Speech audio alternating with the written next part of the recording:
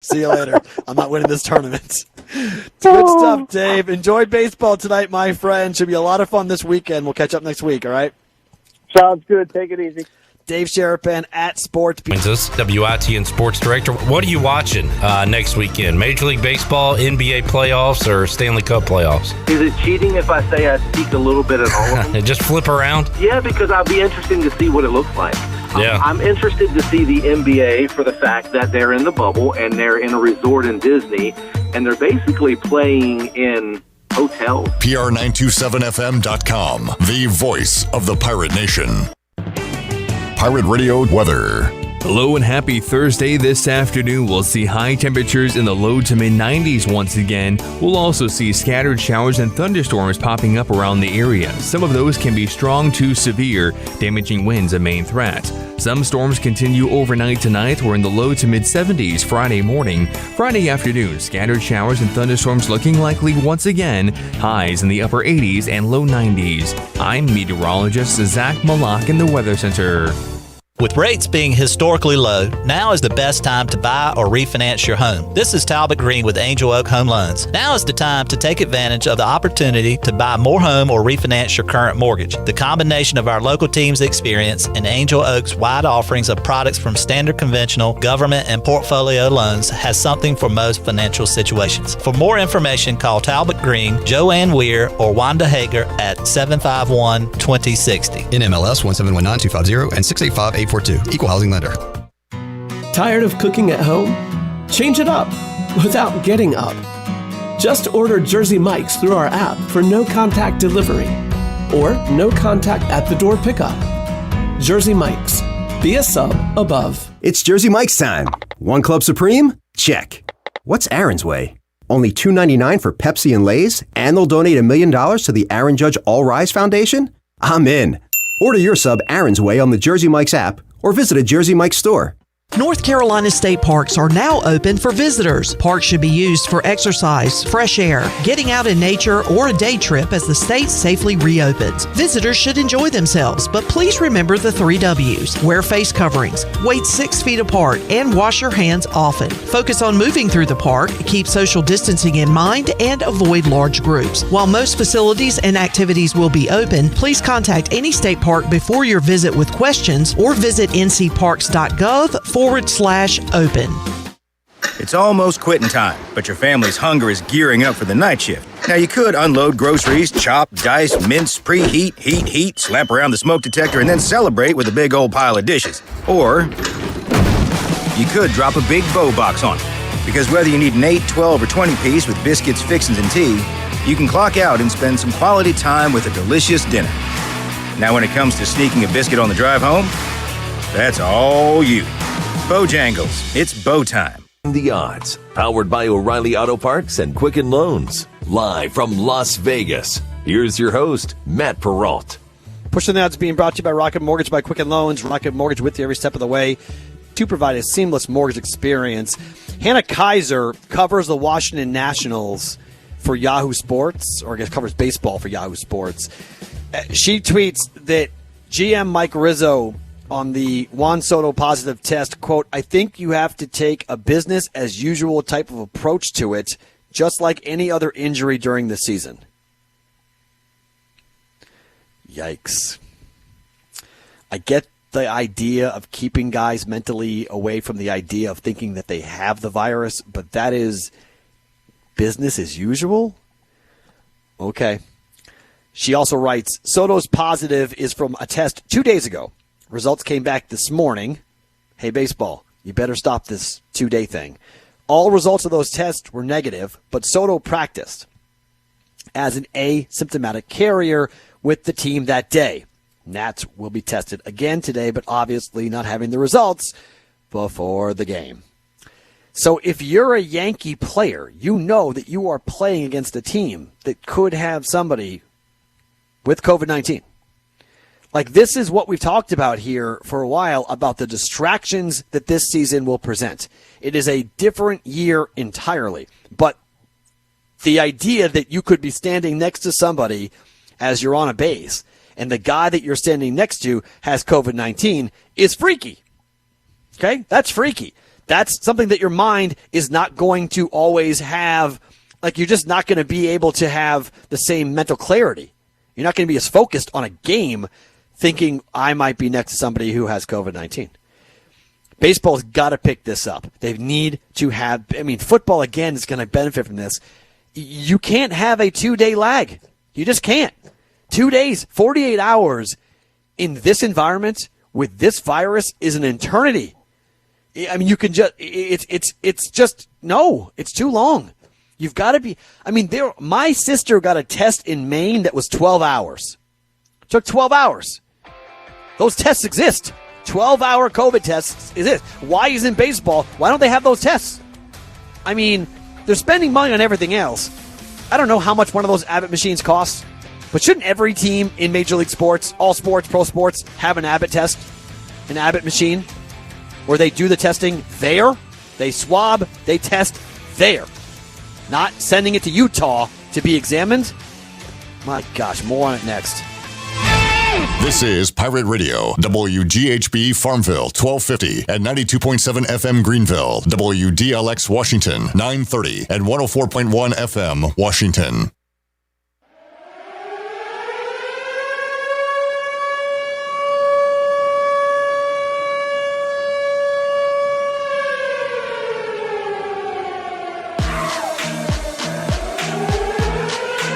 The following is an exclusive presentation of Pirate Radio, the voice of the pirate nation.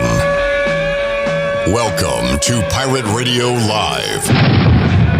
You can paint this with purple. Now live from the Pirate Radio studios in the heart of the pirate nation, here is your host, Clip Brock.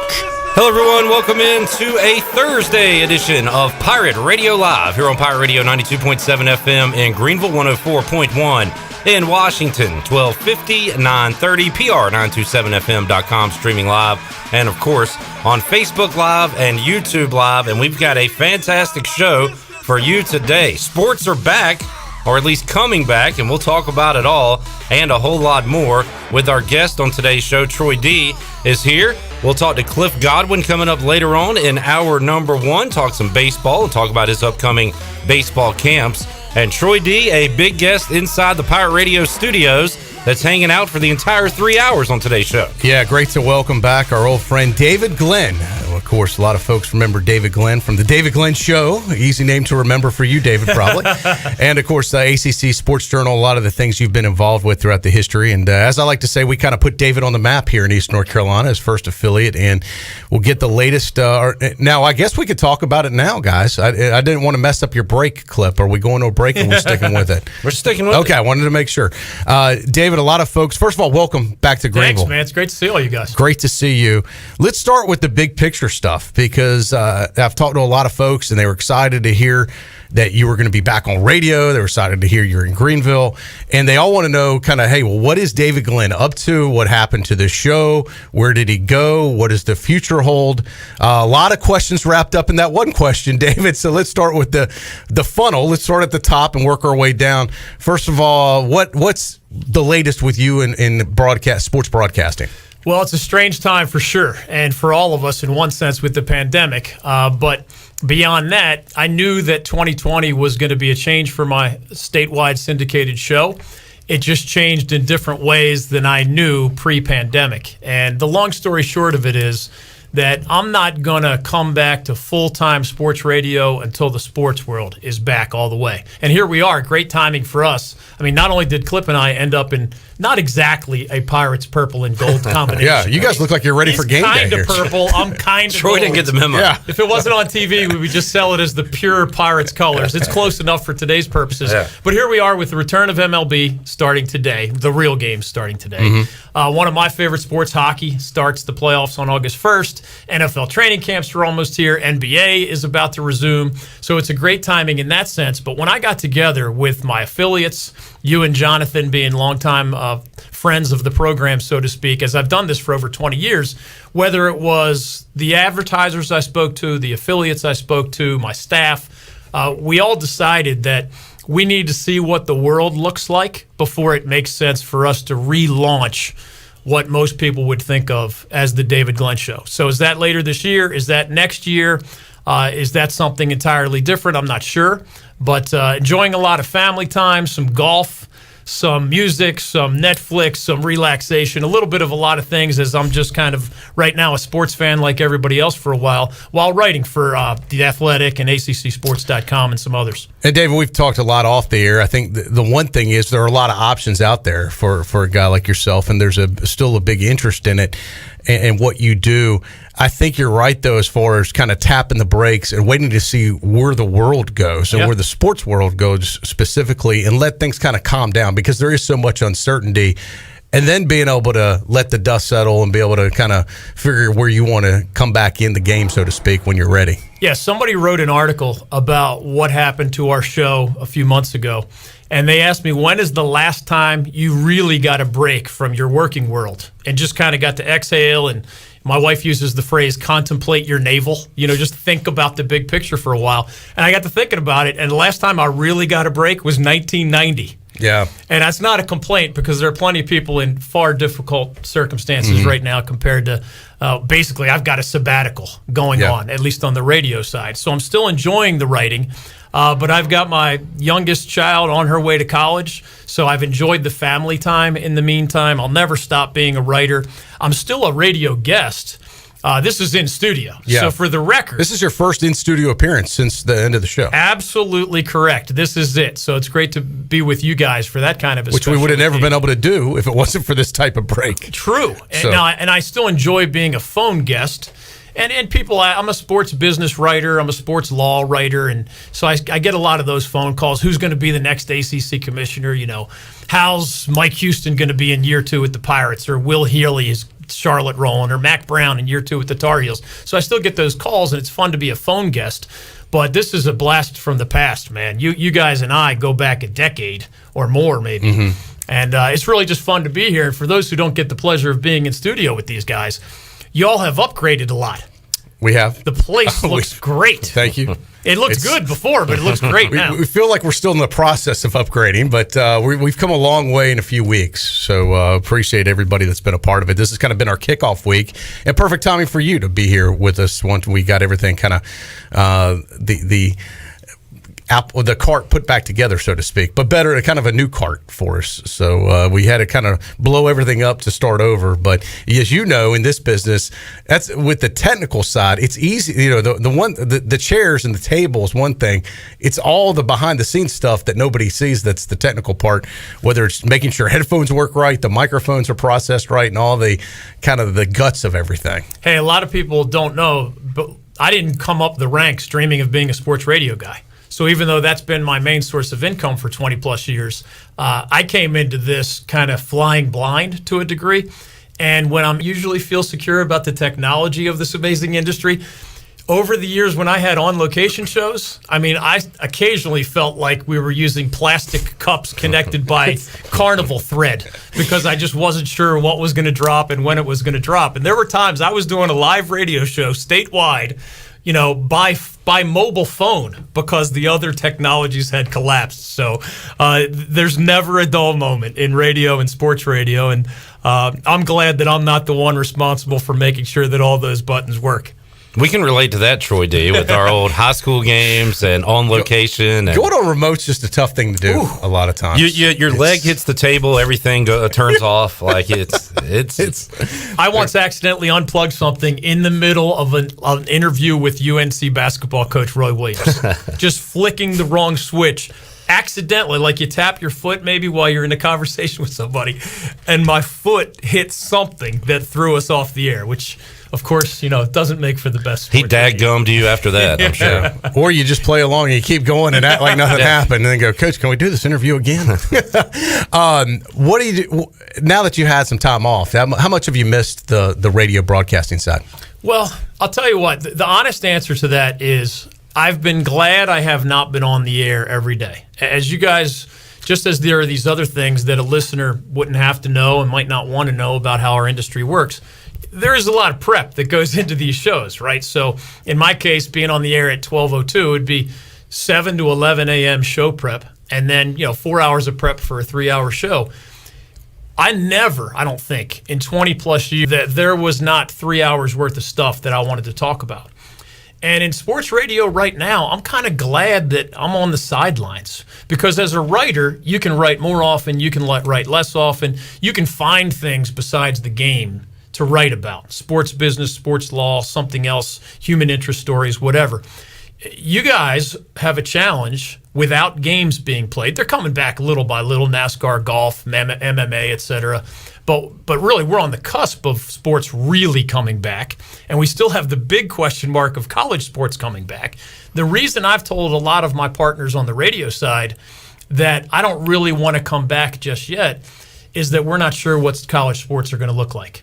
And I've always said, when somebody would come to me, I don't have an agent per se, but when an advisor in our industry would say, well, why don't you work in your hometown of Philadelphia, which is a bigger market than anything in our state, or why don't you take a job in Atlanta or Chicago or these other towns? I've always believed that if you're somebody like me who loves talking college sports but also loves talking pro sports, and you like the blend of that, if you work in Alabama, it's 90% college sports and very little pro sports. If you work in my hometown of Philadelphia, you know what they would tell me before my first show?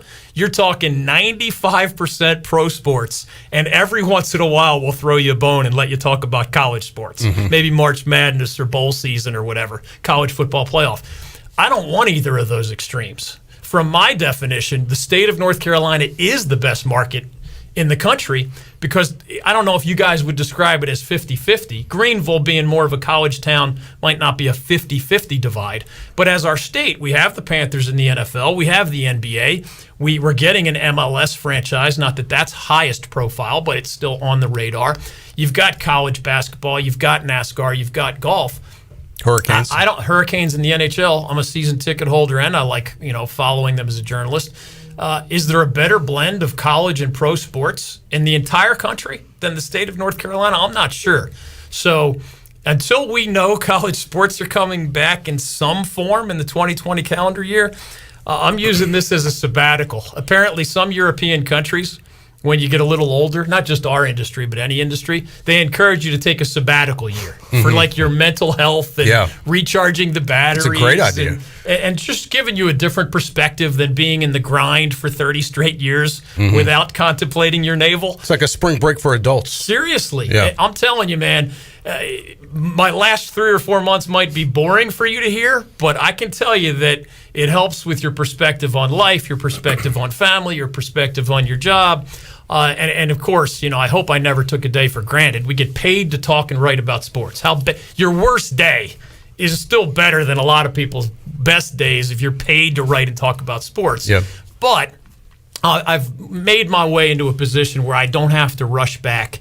And I'll be most excited to come back every day on the radio side when we know we have the blend of college and pro, post-pandemic or mid-pandemic or whatever. And some of those answers don't seem to be all that close right now.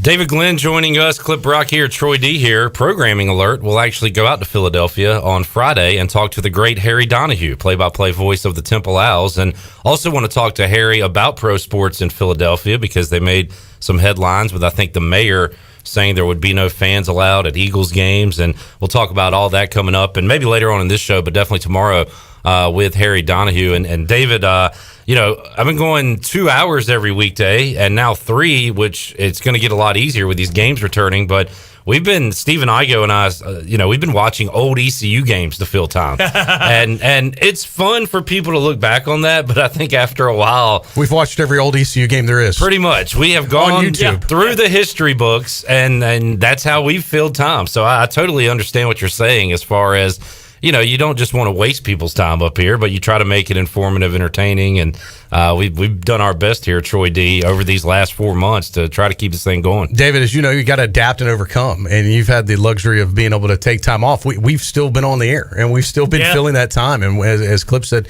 we've had a combined 3 hours of local content a day to provide, and we've got to do the best we can, regardless of the situations we can't control. We don't dictate who gets to play and who doesn't get to play. We're just trying to cover it the best we can. Well, from afar, and I've told you guys this, and by the way, thanks for lunch. I got a nice Pirate Radio lunch leading into today's program here locally. I've told you guys from afar, I don't see you as often face-to-face, but I follow you on social media. It's really clear to me that y'all are connected with your community. And I agree with you, Clip, like at some point, you need the games to come back. But I used to explain it this way. I think there were 10 to 11 months a year through my 20-plus years in sports radio. I don't know exactly the dates, maybe mid-June to mid-August or a little slower. But because you just had 10 straight months of more things than you can get to. Like you're starting a show saying, there are 20 things I want to talk about, and I only have time to get to 10 of them. Yeah. And when you go through that for 10 or 10 and a half months or even 11 months, when the 12th month gets there, you're like, man, I can have fun with goofing around. You know, I can have fun checking out former ECU football games. We used to have sports movie trivia contests and just goofy audio challenges. And when you're doing that 1 month after 11 months of normalcy, it's actually fun. It's a nice getaway, kind of. Yeah. When that's for an indefinite period, it starts to change. No doubt. How much you enjoy it, how much the listener enjoys it. So I admire how you guys have persevered through the pandemic. And it's just great to be a part of it here for at least a one-day episode. Don't you miss those days, Troy D, when you have too much on your notes that you? We'll have to save this for tomorrow. There's no saving for tomorrow. I can't remember. I mean, it wasn't that long ago, Clip. I remember telling you, "Hey, look, I didn't get to these 5 audio cuts I wanted to get to, whether they were coaches or players, because we had so many audio cuts and so many things to talk about." I say, save this for tomorrow. We'll run it tomorrow. There hasn't been a lot of save it for tomorrow. If we got it, we use it. And Brian Bailey has said numerous times, not that because he's just like us, our sports, our life, our lives, and he says he didn't take it for granted before, but he definitely never will again, because audio cuts, it takes time to get audio, cut up audio. It's a job, but man, I miss that so much. Even press conferences. There are times, David, and you've been a part of a lot of these. Sometimes you get tired of going to the press conference. Here we it can go be again. A lot of coach Got speak and one. the same old.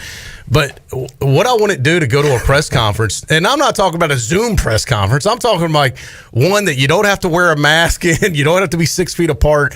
You can sit wherever you want to sit. I dream about the days we can go do that again. You know the old saying, you can't see the forest for the trees? I think we can all be guilty of that from time to time. Until, seriously, I'm past the age of 50.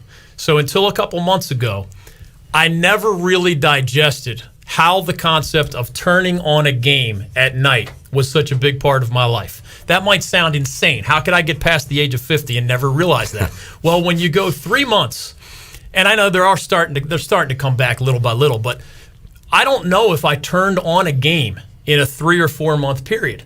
And my wife and I seriously, this is a true statement. We watched more Netflix as a husband and wife, cuddle time thing over the last 4 months than over the previous, I'm not exaggerating, 10 years combined.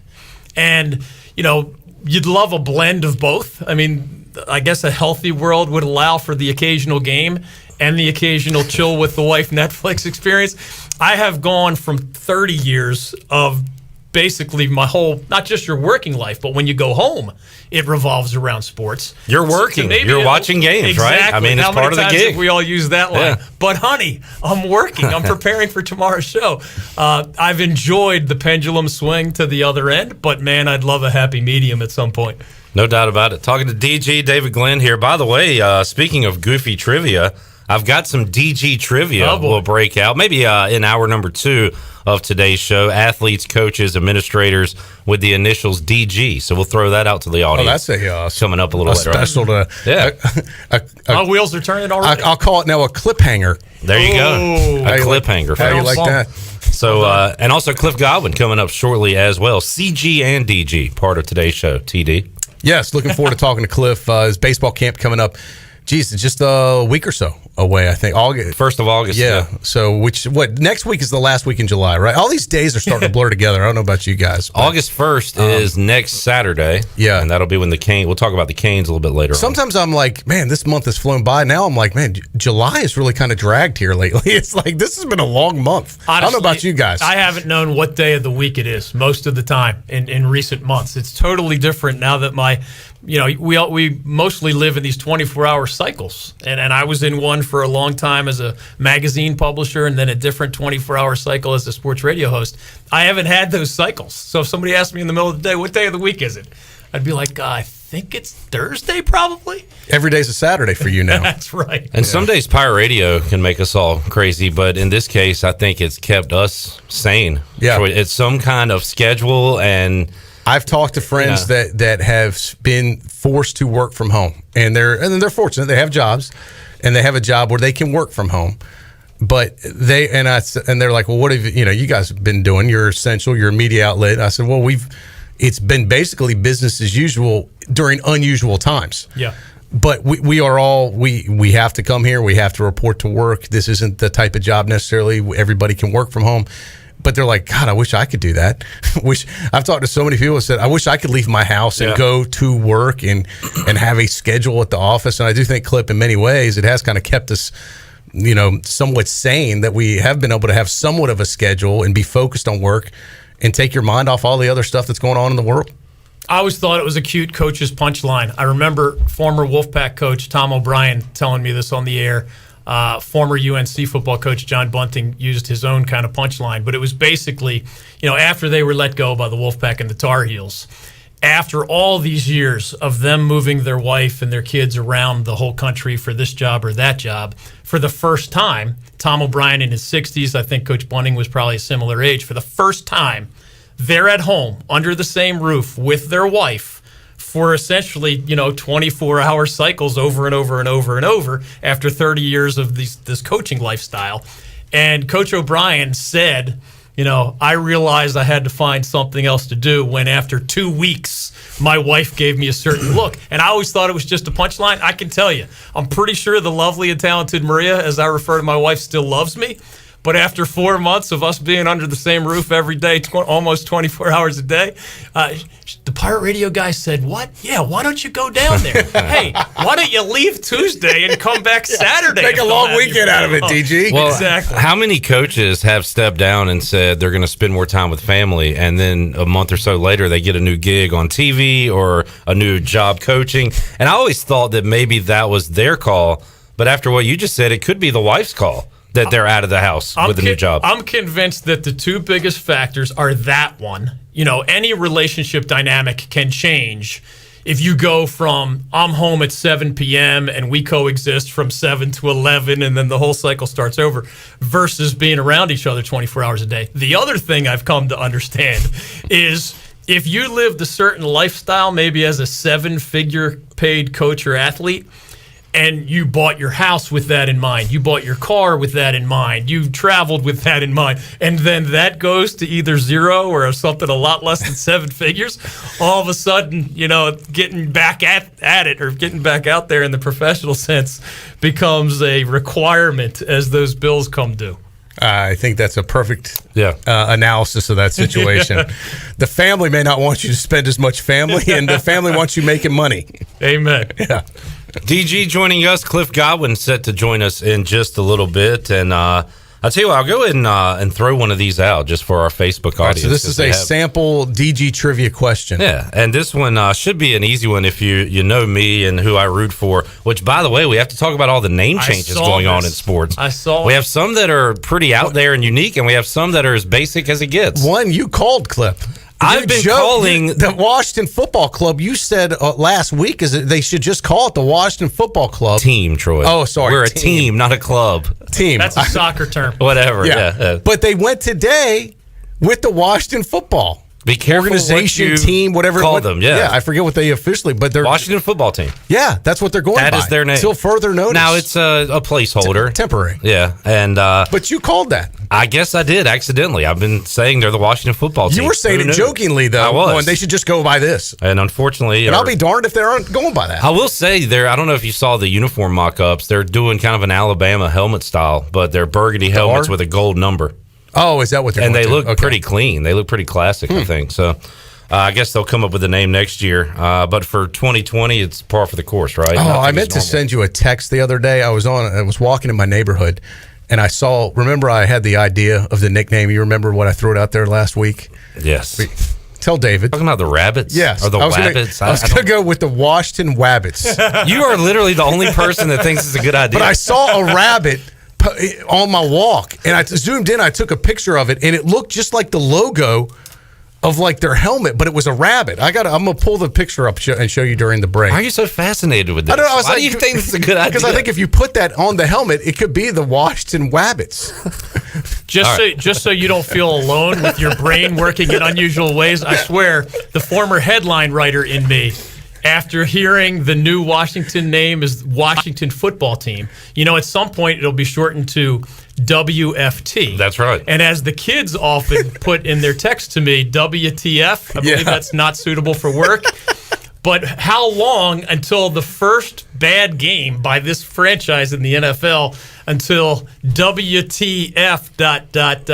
WFT? That's in the post after the Week 1 loss to the Eagles. Probably. I should apologize for thinking that, just like you have to apologize for They'll switch it to Washington Team Football. WTF. All right, anyway, this former Redskin, now Washington Football Team, two-time Super Bowl champion cornerback that was 4-0, never lost in the old NFL's Fastest Man competition. That one should be easy for our listeners. One of my all-time favorites, and one of the a great player, but also a great guy. David, I don't know if you've ever interacted with this player, but interviewed him. I wonder if he's the famous DG. I don't know the rest of your list, but he would be a candidate. I don't want to say it out loud, but I think he'd be gold, silver, or bronze on the most famous DGs. Now, are you giving the answer now, or this is just a teaser question? I'm going to let a few people on the Facebook Live feed throw out their answer. Once you say fastest in the NFL and from my generation, your generation maybe. Great player. And then DG, who, by the way, the answers are coming in. Jason Gray said that he's a Redskins fan, I believe. He said before I even threw it out there, you better have Darryl Green in the trivia. And he did. He was the top of my list, Jason, so there you go. The answers are rolling in. Darryl Green, one of my favorites, number 28, Hall of Famer for the Washington Football Team. WFT. Got to get used to saying that, Cliff. I know. It's hail to the WFT. Yeah, I already. So it's HTT to the WFT. Yeah, I guess. Yeah, it's going to take some getting used to. That's a little much. It's like driving a new car. Tell you what, let's take a time out. We'll come back. Cliff Godwin going to join us here in the Pirate Radio studio shortly. We got DG along for the entire ride. More to go on Pirate Radio Live after this.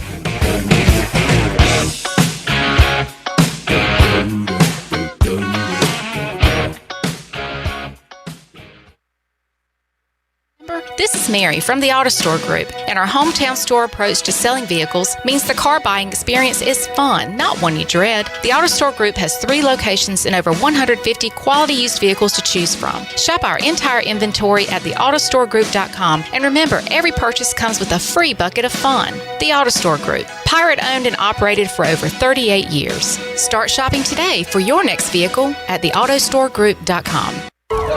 My whole business just went up in flames, but my agent was there before the fire was out. We started a plan. I've got 25 employees who could be out of a job if we didn't get this place running again. My independent agent and auto owners insurance, they made sure we didn't skip a beat. I mean, we didn't miss a single payroll. That's incredible. For whatever lies ahead, we're always there. This is Norm Bryant with Town Insurance in Greenville. Call me today at 756-8300. Go Pirates.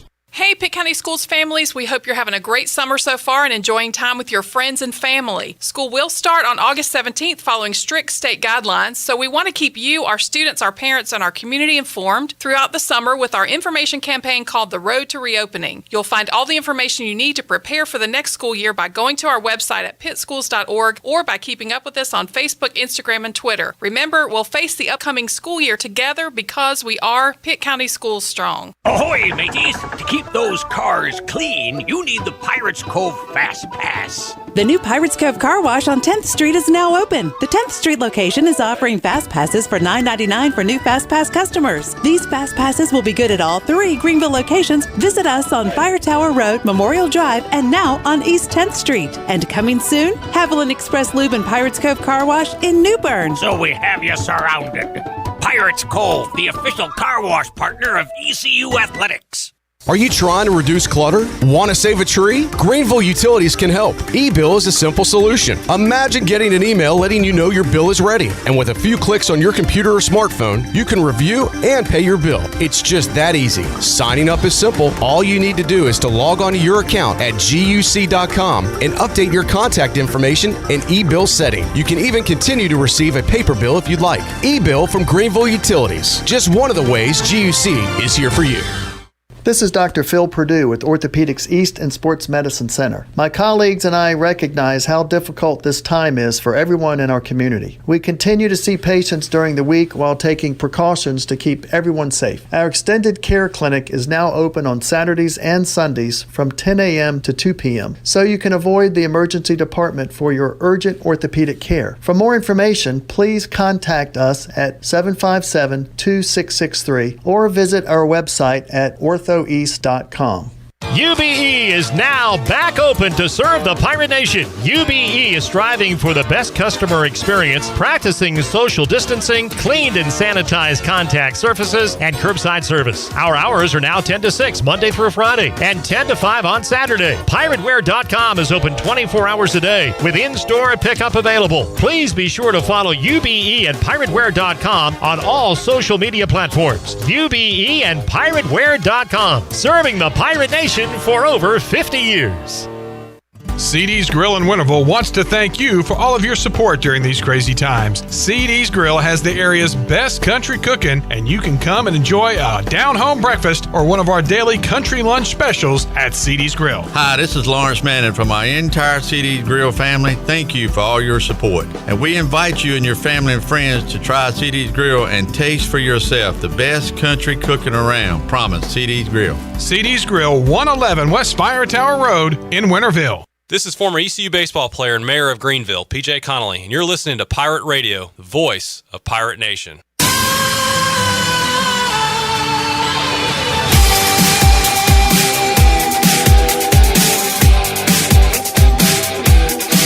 You're listening to Hour 1 of Pirate Radio Live. Now, back to the show. Back with you on Pirate Radio Live on a Thursday. Clip Brock here inside the new and improved Pirate Radio studios. We got ball players, ball coaches, all kinds of stuff going on here at Pirate Radio today. Looks like Optimists getting ready to play a game later, Troy D, coming up tonight.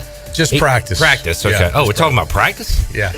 Eastern Plumbing in action Friday night. Yes. Troy D? It's a big game against Brown and Wood. Brown and Wood having a really good year this year, and it'll be a Tar Heel matchup. 8 o'clock under the lights, Elm Street Park Network, live international coverage anchored by Clip Brock doing play-by-play. Wow. The one and only. And I will struggle doing the color with Clip. Man, I wasn't nervous till you said international. Now Well, think about it. They got people watching from other countries and stuff. That's a big deal. Yeah. So, Cliff, you did a game. It was a lot of fun. By the way, Cliff Godwin's here. Yeah. Hey, Cliff. Hey. Thanks for having me, guys. I will say I have much more respect for Clip Brock, Corey Glore, just what they have to do and the information that you have to spit out pretty quickly, especially when you don't know the kids. If it was me doing the play-by-play of the East Carolina Pirates, I think I would know our players' names. That would be kind of easy, but it was interesting, but enjoyed doing it with Coach Knight, and then Coach Palumbo did it with Corey Glore. They did a great job. Yeah. Packed house here in the Pirate Radio studios. David Glenn along for the ride the entire 3 hours today. And Cliff Godwin joining us. Got a baseball camp coming up here soon, Coach. And what are the details on that? Well, we're just excited that East Carolina's letting us have it off campus. So J.H. Rose, Clay Medlin has been very instrumental. Obviously, RV's instrumental in everything that goes on with baseball in Greenville. But August 3rd through August 7th, ages 6 to 13 from 9 to noon. So then we don't have to worry about maybe social distancing at lunch. We're going to make it short and simple. But all of our coaches will be there.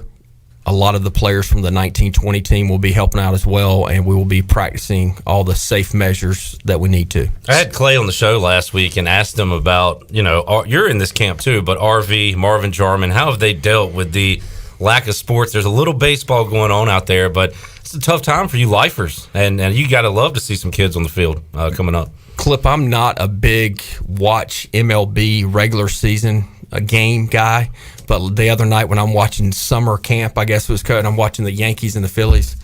One of the more happier times of my life that I've had in a couple months. Exactly. Looked like I thought I saw you. Did you tweet a picture of that? Yeah, like video. A little video. Oh, that's what it was. Yeah, sitting on my couch. Yeah, nice TV setup you got there, Coach. Well, thanks. I appreciate it. That's what I noticed. It's kind of like when you look at these. Cliff's doing good for himself. Yeah. Well, you see these Zoom rooms for all of these media personalities. You see it on the news where everyone's broadcasting from home. I'm not worried about their broadcast. I'm just curious, like what their environment looks like. Yeah, I'm checking out the situation. Who's your interior decorator? Got to be careful about what's in the background accidentally. Some are better than others. You learn that the hard way. Well, Troy, I could have nothing in my house, but I'm going to be able to watch a nice TV. I would not doubt you, Coach. The word essential is thrown around a lot. Yeah. That is an essential. If you turned around anywhere else, it may be blank. Yeah. But the TV is going to be nice set up. Turner Brown, actually, I ran into him last night at Elm Street. He was doing one of the games.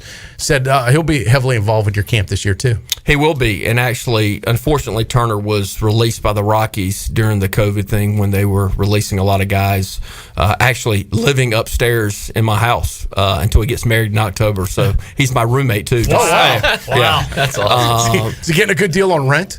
He's living there for free because he's done playing. The NCAA they can't do anything to me. How about that? So no violations there. That sounds like a 90s buddy comedy right there. They sent a camera crew over there. But he's also going to be a graduate manager for us for the next 2 years. So he'll be in grad school. He'll be able to hit fungos, throw BP, all that good stuff. So he'll be around the program, which I'm super pumped about. David, we were talking earlier about how this pandemic, or whatever you want to call it, crisis, health crisis, has affected guys in Major League Baseball that would have gone pro, would have been in the minor league system, but now that's been done away with. I saw Brian Packard put out the other day, hey, if anyone had a job, let me know. I mean, there's a guy that was getting ready to have his pro career get started, taken away from him. Yeah, Pac was playing golf right-handed today in the Keith LeClaire golf tournament, sports work. And I said, hey, Pac, did you get any hits on the Facebook message you put out? But I actually read a lot of comments, and people were talking about, hey, there's an awning job here in Farmville or something. I go, Pac, are you going to start building awnings? So, yes, it's affected a lot of guys. I mean, Evan Voliva was out there playing, Jake Washer, Alec Burleson, all those guys have been affected. Spencer Brickhouse is working at Lowe's. If you guys need anything from Lowe's, Spencer Brickhouse is working there. Which one? The one on 10th Street. All right. Yeah.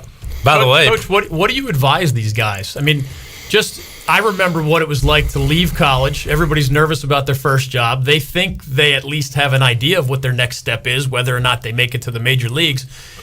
I think financially, pay the bills by working at Lowe's or whatever, but also developmentally. What are you supposed to do to make sure that your baseball progress is not thrown off track just because minor league baseball pulled the plug?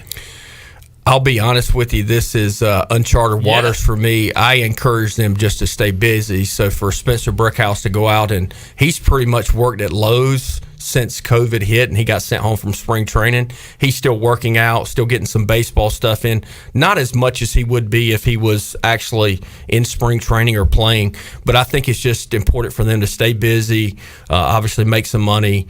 A lot of the teams are paying the minor league players at least through July, some through August. I think it was huge for MLB to have a season, or maybe some of the teams and organizations would not have paid those minor league players. But unfortunate. But as I've told our team, at some point in time, the people that have the power, I guess, are going to say, hey, we can go now. And I want our guys to be ready to sprint. And hopefully we'll be able to do some sprinting in the fall on campus. Programming alert. I know Brian Packard would rather be playing baseball, but his second favorite thing to do is hang out with me Tuesday at 5 o'clock on Pirate Radio Live. So we'll welcome in Pack to our new studio. That'll be awesome. Yeah. If you're just tuning in, we've got David Glenn, who is in from Raleigh today with from the David Glenn Show, and we talked about what David's future was. We'll recap that in hour number 3 in case you missed that. What brings David to town, what's he been up to, and what his future holds. Cliff Godwin also alongside.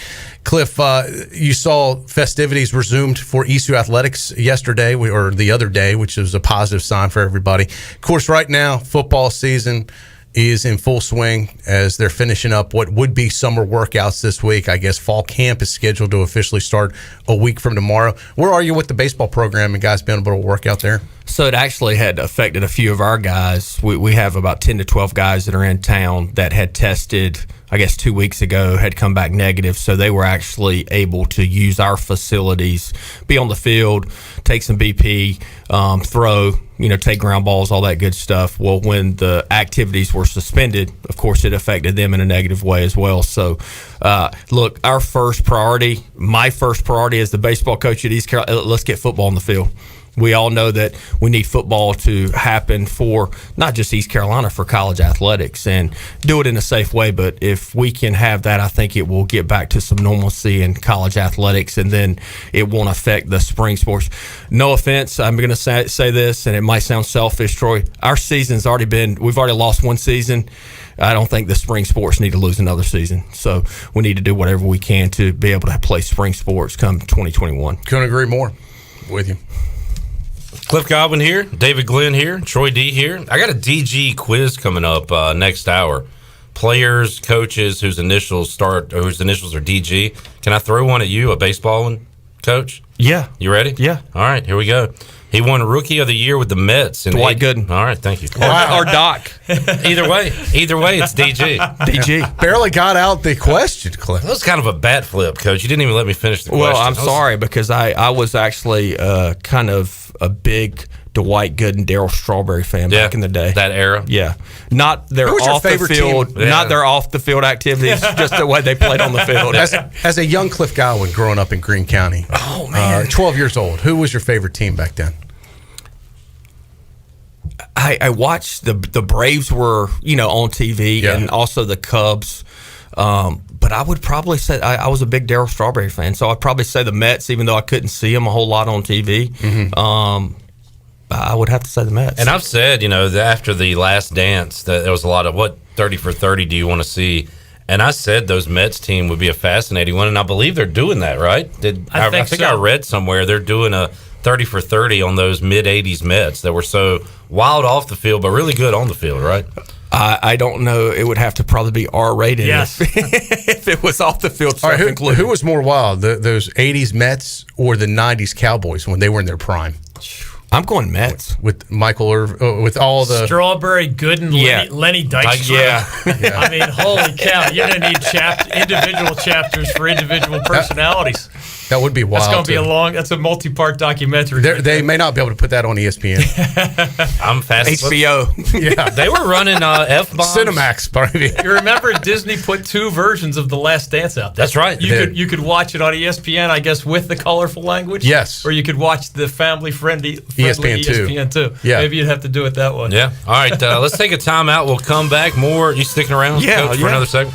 If you'll have me. Yes, sir. We might throw another question. Let's see if we got another baseball one for you. Cliff Godwin, Troy D, David Glenn hanging out in the Pirate Radio studios. Take us to break, Shirley, and we'll be back after this.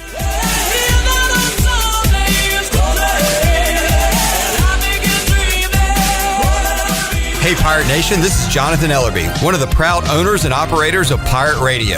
As we launch into our 18th year in business, we have a lot of exciting new news to share with you. Our afternoon drive time show, Pirate Radio Live, has a new look and is now streaming every day from our brand new digital studio from 3 p.m. to 6 p.m. on YouTube and Facebook Live, on our website, pr927fm.com, and in your car on 92.7 FM in Greenville and 104.1 in Washington. The new and improved PRL is hosted by Clip Brock and Shirley Rhodes and will feature the latest breaking news, top-notch guests, and all your favorite Pirate Radio personalities like The Voice, Jeff Charles, Brian Bailey, Stephen Igo, Billy Weaver, Brian North, Tony Collins, Bryce Williams, Marcus Crandall, Ronnie Woodward, Morgan Ehlers, Mike Mullis, plus Troy D and myself. Give us a follow on social media at PR927FM for programming updates, guest alerts, and breaking news. Thank you for your loyalty and support, and I hope you enjoy the new and improved Pirate Radio, the voice of the Pirate Nation. It's almost quitting time, but your family's hunger is gearing up for the night shift. Now, you could unload groceries, chop, dice, mince, preheat, heat, slap around the smoke detector, and then celebrate with a big old pile of dishes. Or you could drop a big bow box on it. Because whether you need an 8, 12, or 20 piece with biscuits, fixins, and tea, you can clock out and spend some quality time with a delicious dinner. Now, when it comes to sneaking a biscuit on the drive home, that's all you. Bojangles, it's bow time. There's nothing like Pirate game days. He's got the ball. He starts right. He goes left, and there he goes. 10, 5, touchdown Pirates. Hope Nailers takes it in from 21 yards out. The sight of a tailgate. The roar of the crowd. Support the Pirate Club and buy your season tickets today by visiting ECUPirates.com. We're in this together. All hands on deck. One Pirate Nation.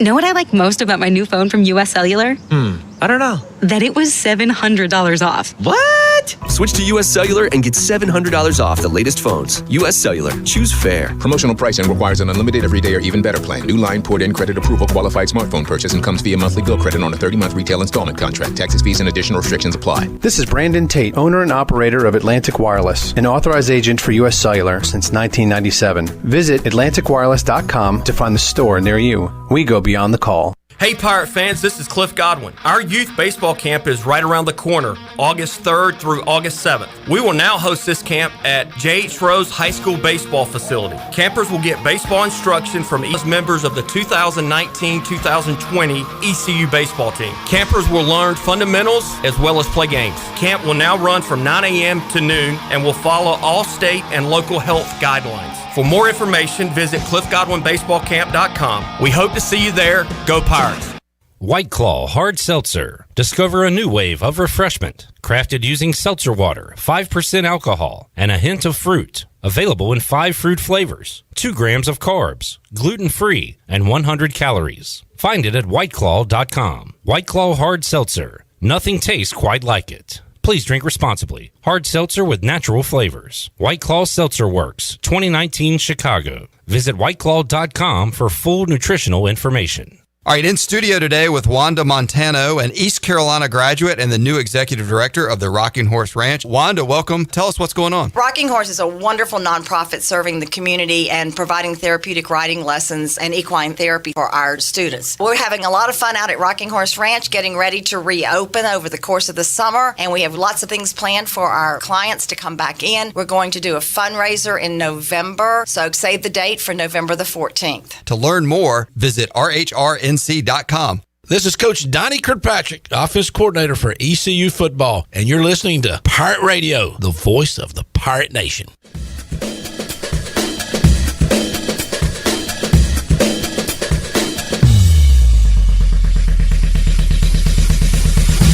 You're listening to Hour 1 of Pirate Radio Live. Now, back to the show.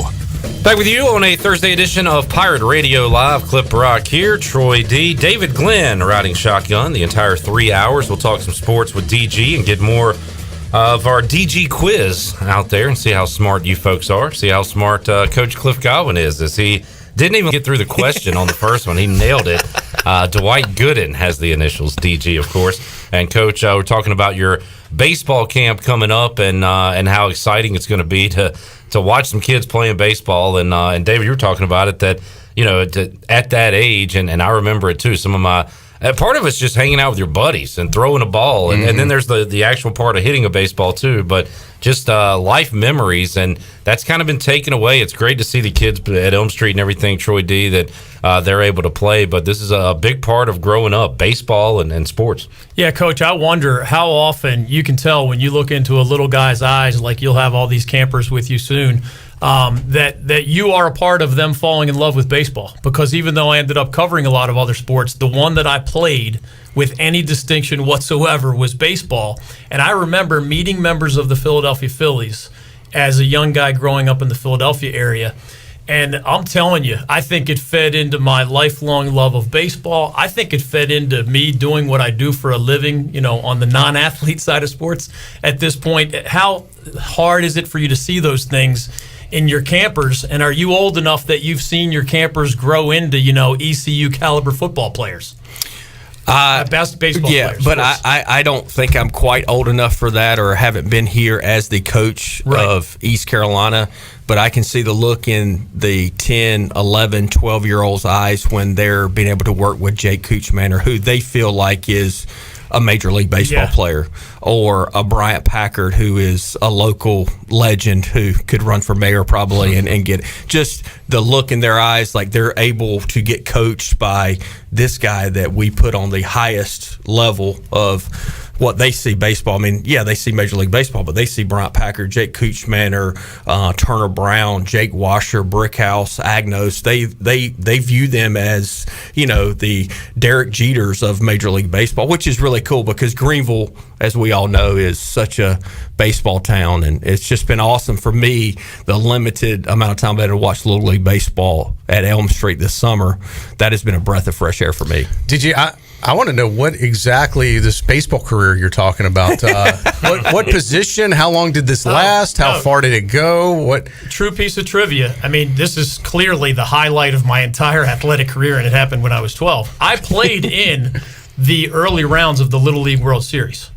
So, of course, everybody thinks of the Little League World Series. Growing up in Pennsylvania, that's an extra big deal because it's in Williamsport every year. Now, that's the finals. Right. So I never made it within 1,000 miles of Williamsport. But I played for Great Valley Little League in Westchester, Pennsylvania, made the All-Star team, and then you're out there in special uniforms. I'll never forget that.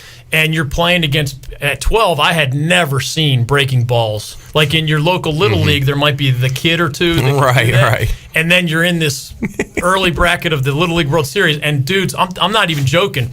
As a right-handed batter, guys at 12 were throwing curves that made me duck and hit the outside corner. And the guy's laughing at me because he made me duck and it was still a strike and all that stuff. So I did not exactly dominate. You go from being the best guy in your team to realizing there's a big world out there and everybody's good and a lot of other guys are just as good as you or better. So maybe I peaked at 12, but I was still playing in young adult baseball leagues right before I entered law school. So technically, Troy, I had a 20-year baseball career from 5 years old to 24. So, all right. Well, that sounds good. I don't want to mention my ERA out loud, but it got worse as the years went on. DG is here. Cliff Godwin is here. Cliff, Major League Baseball opening night tonight, so that's something to be excited It's a national holiday, just a little bit later than normal. Exactly, yeah. And it's going to be a sprint. They're playing, a college baseball season, I guess, this year. 60 games, something similar to that. So it's going to be a sprint to the finish line. A couple of rule changes and things I wanted to ask you about. How about if they go to extra innings tonight, you're going to see something unique. A runner start at second base. What do you think about that? Will that ever be implemented into the college game? Are you for or against that? If they told me we could play baseball tomorrow, I'd be for anything. I'd be for any rule. So no, I think it is unique to the year we're in that they're condensing the season and they want to protect multi-million-dollar assets and pitchers' arms. So I think it's smart because if you have an 18-inning game tonight and then you got to flip around and play tomorrow, you're just not going to have enough pitching. So I think it's the smart thing to do. Now, I hope that doesn't go into next year if we're in a normal time.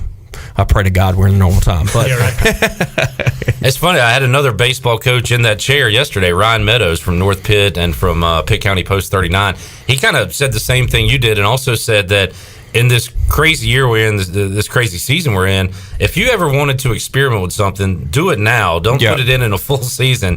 So go with the DH in the National League. Go with a runner on second to start extra innings. Kind of, if you want to get a little bit wacky with stuff, do it now instead of a full 162. Absolutely. I don't even know how I feel about the DH. I'm a traditionalist with baseball. I know people have looked at like our sign cards and go, hey, why have you guys gone to that? Well, it was to simplify things for some of our players that were missing signs. But I'm still a traditionalist. Like I like the DH. I also like that the National League, the pitchers have to hit. Yep. So I just think that's a unique thing. And it's also strategy when you're a manager in the National League compared to a manager in the American League. So I like all those little different things that are in the game. And guys, it's going to be interesting to see how managers manage. Are you going to let your aces go 8 innings? Are you going to rest them a little bit? I thought yesterday, Coach, and you can talk about this. It's going to be, I think, interesting to see how these coaches handle this and who really is a good manager? Like who is ready to shake things up a little bit, throw a guy 3 innings to start a game, bring in another guy? I think it's going to be a little different than we're used to watching some of these games. What do you think? I think some people are going to try to do some different things. I think you might see more openers, as they call them. I think I saw somewhere, I didn't see Sean Armstrong pitch, but I saw the Orioles used him to start a game. So hopefully we'll get to see Sean Armstrong pitch a little bit more. But I do think that there will be some managers that maybe think outside the box a little bit more so than normal. Are you a Madden guy, a Joe Madden guy? I am a Joe Madden guy. Yeah. I wouldn't say that I am that outside the box, but, he talks about focus on what you can control. He wants the guys to have fun. Maybe at times with the Cubs, and look, the guys won a World Series, so I'm not here to criticize Joe Madden whatsoever, but I think maybe the knock was maybe he got a little bit too laxed at times and gave the players too much leeway. But our guys will tell you that sometimes on Sundays we didn't take BP because we demand so much of them every single day. And speaking of the Major League Baseball coming back, I do want to mention the Baltimore Orioles will be back right here on Pirate Radio. We're going to run just about the entire 60-game season, so we'll which starts for the O's Friday night against the Red Sox. Yeah. So we'll have live Baltimore Orioles coverage. Another sign of some things getting a little bit back to normal during this abnormal time, but look forward to it. I love the play, but I love radio broadcasting of baseball. It's just, especially on the major league level, it's just they really paint the picture. This year, Clip's going to be a little unique. Some of these guys are going to be broadcasting remotely. David, as you know, they might be back at the headquarters of the team's facility. Some of them may be on a lazy boy at home broadcasting. Not all of them are going to be at the stadium, from what I understand. Yeah, it's going to be a weird feeling for all of them because some of them are lifers. I mean, a lot of people fell in love with baseball because of radio. I had the award-winning author John Grisham on my show not too long ago, and he was getting St. Louis Cardinals games on the radio. This is pre-internet, of course, and really pre-cable TV, while living in Mississippi. So you, Coach, I think said earlier you got exposure from the Cubs and the Braves because I think we're close to the same generation. Besides my hometown Phillies, those are the teams that I saw the most on WGN, TBS. Maybe I saw a little Mets because they had their own channel too, I think. But that combination, I mean, in every industry, you're trying to get to people while they're young, and you can't fall in love with what you can't see or hear. So that's a big part of sports and a huge part of baseball. I wonder, Coach, and I don't know how much time we have left for this, but you're dealing with roughly 17 to 22-year-old young men. And you mentioned Joe Madden, and I'm sure you have your other favorites at the major league level. How much are those different? Because I just picture you doing a lot more teaching, but you're also managing personalities, whereas at the major league level, you got millionaires arguing with millionaires, you got contracts, you got wives and all that stuff. What's the comparison? I don't envy MLB managers because a lot of times the Manny Machados of the world have more say-so than the manager, so I don't envy that. With our guys, and I know this might sound crazy, we spend a lot of our time coaching their minds and what they should be thinking and their thoughts, because there's more people that can touch them via social media. And look, social media can be a great asset to all of us, but it also can hinder your mind by anybody can say anything and be considered an expert. It can be negative, and I would say people like negative, and the majority more so than the latter. And just talking about the way they should think and think positively in a time where there's not a lot of positive things being said in the media and how we manage that. But the thing we have really tried to focus on, especially the last 6 weeks, is just win today. Even for me, because, hey, believe it or not, I don't know if we're going to play football. Neither do you. Like, I hope, we're praying, we're taking it day by day, we're trying to do everything, but I really feel like we're going to play in the spring. So even worst case scenario, we don't have fall practice like is baseball. They're not going to put an asterisk by Tyler Smith's stats in the spring and go, hey, you got a 7.5 ERA, the highest ERA in your career, but it was because we didn't practice. They're not going to say that. It's the same thing when we play in weather that's not warm. I go, hey, they don't put like, hey, asterisk, we played tonight and it was 35 and there was only 500 people in the stands. You still lost, and that's what it goes down in the win-loss record. So just trying to talk to our guys, and we have a Zoom call every Wednesday. We have a leadership group meeting every week and just trying to manage our guys from afar. People ask, hey, what have you been doing? we have been working, trying to communicate with our team in different ways to keep them motivated to do what they need to do. So when this thing does open up, we can sprint. CG, good stuff. Before we let you go, give us the details one more time on the baseball camp that's coming up. August 3rd through August 7th. Sign up at cliffgodwinbaseballcamp.com. There are limited spots. We're probably 20 to 30 spots from being sold out. Ages 6 to 13, J.H. Rose High School. We're going to practice all the social distancing stuff, and Coach Godwin will be. I'm fired up. I'll be there. Troy D. Say, this is one of the few. A lot of coaches put their names on camps, guys, and it's just for the T-shirt or it's just for the branding or the marketing. My kids have been a part of this for years now.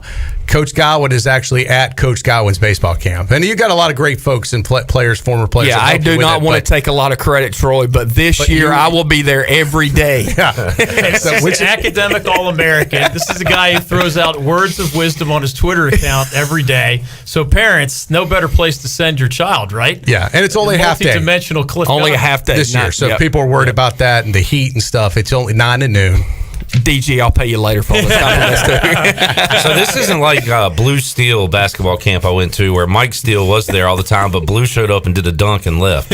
Why'd your boy Blue do that to us? I don't know. I'll ask him next time I see him. I'll say, hey, Clip's a little bit upset about that. By the way, we got to get Blue. We had him on during the Last Dance and talk to him about get him in studio. Yeah, we got to get Blue down here. He said, by the way, Coach, he did not watch the Last Dance. He lived it. Why would he want to watch it again? So that's a pretty good point by you. I had every poster in my room was of Michael Jordan except one, and it was Blue Edwards, and Michael Jordan was defending him. So, there you go.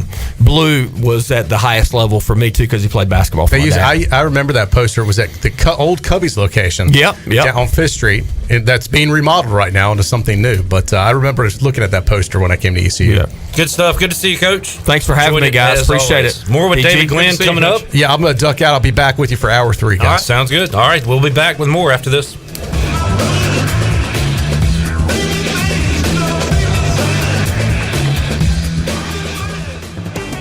Pirate Radio weather. Hello and happy Thursday. This afternoon, we'll see high temperatures in the low to mid-90s once again. We'll also see scattered showers and thunderstorms popping up around the area. Some of those can be strong to severe, damaging winds a main threat. Some storms continue overnight tonight. We're in the low to mid-70s Friday morning. Friday afternoon, scattered showers and thunderstorms looking likely once again. Highs in the upper 80s and low 90s. I'm meteorologist Zach Malak in the Weather Center. For years, Callie Ann Phelps has been singing about Phelps Chevrolet. Phelps Chevrolet is the one for you. Low prices, service too. See the big dealer right away. Carolina's finest, Phelps Chevrolet. And you'll agree with what Skylar Phelps has to say. Nobody beats Phelps Chevrolet's prices. Nobody. The name you can depend on. Phelps Chevrolet. Get you one. With rates being historically low, now is the best time to buy or refinance your home. This is Talbot Green with Angel Oak Home Loans. Now is the time to take advantage of the opportunity to buy more home or refinance your current mortgage. The combination of our local team's experience and Angel Oak's wide offerings of products from standard conventional, government, and portfolio loans has something for most financial situations. For more information, call Talbot Green, Joanne Weir, or Wanda Hager at 751-2060. NMLS 1719250 and 685-842. Equal housing lender. In studio with Gloria from Kinetic Physical Therapy. Gloria, why is ignoring pain not a good thing? Ignoring pain is not a good thing because when you ignore pain, the greater chance of it getting worse. One thing our therapists always say is pain is like an engine light. So if you're driving, you see an engine light and it cuts on, you don't want to just turn it off and keep on driving. You want to check it out. So, and a lot of times people ignore pain because they just may not know what the pain is and they're just not properly educated. So on our site, we have even a blog site that talks about pain and what it is and how you can do to improve it. Visit kptonline.com for more information. As Eastern North Carolina continues to reopen for business, remember that PIP of Eastern North Carolina is here to help you protect your staff and customers with social distancing floor graphics. PIP also has redirecting traffic signage. And now in stock at PIP in Greenville, they have N95, KN95, and 3-ply face masks. And restaurant owners, if you need contactless menus, they can make those for you too. Call PIP today, 355-1636. Look to PIP as they help to make Greenville greater than ever. Hey, Pirate Nation, this is Jonathan Ellerby, one of the proud owners and operators of Pirate Radio. As we launch into our 18th year in business, we have a lot of exciting new news to share with you. Our afternoon drive time show, Pirate Radio Live, has a new look and is now streaming every day from our brand new digital studio from 3 p.m. to 6 p.m. on YouTube and Facebook Live, on our website, pr927fm.com, and in your car on 92.7 FM in Greenville and 104.1 in Washington. The new and improved PRL is hosted by Clip Brock and Shirley Rhodes and will feature the latest breaking news, top-notch guests, and all your favorite Pirate Radio personalities like The Voice, Jeff Charles, Brian Bailey, Stephen Igo, Billy Weaver, Brian North, Tony Collins, Bryce Williams, Marcus Crandall, Ronnie Woodward, Morgan Ehlers, Mike Mullis, plus Troy D and myself. Give us a follow on social media at PR927FM for programming updates, guest alerts, and breaking news. Thank you for your loyalty and support, and I hope you enjoy the new and improved Pirate Radio, the voice of the Pirate Nation.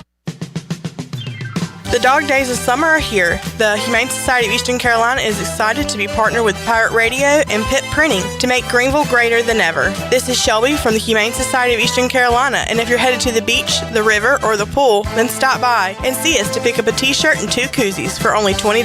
Help rescue pets here in Pitt County and make Greenville greater than ever by getting your shirt and koozies at the Humane Society of Eastern Carolina or Pitt Printing today. This is Pirate Radio, WGHB Farmville, 1250 and 92.7 FM Greenville, WDLX Washington, 930 and 104.1 FM Washington. They told him, don't you ever come around again. Don't wanna see your face, you better disappear. The fire's in their eyes and their words are really clear. So beat it. You're listening to Hour 2 of Pirate Radio Live. Now, back to the show. Welcome back to the show. Hey, looking to buy a quality used vehicle for yourself or a family member? Then you need the Auto Store Group. The Auto Store Group is your hometown store, and it has 3 locations and over 150 quality used vehicles to choose from. Shop your entire inventory today at theautostoregroup.com.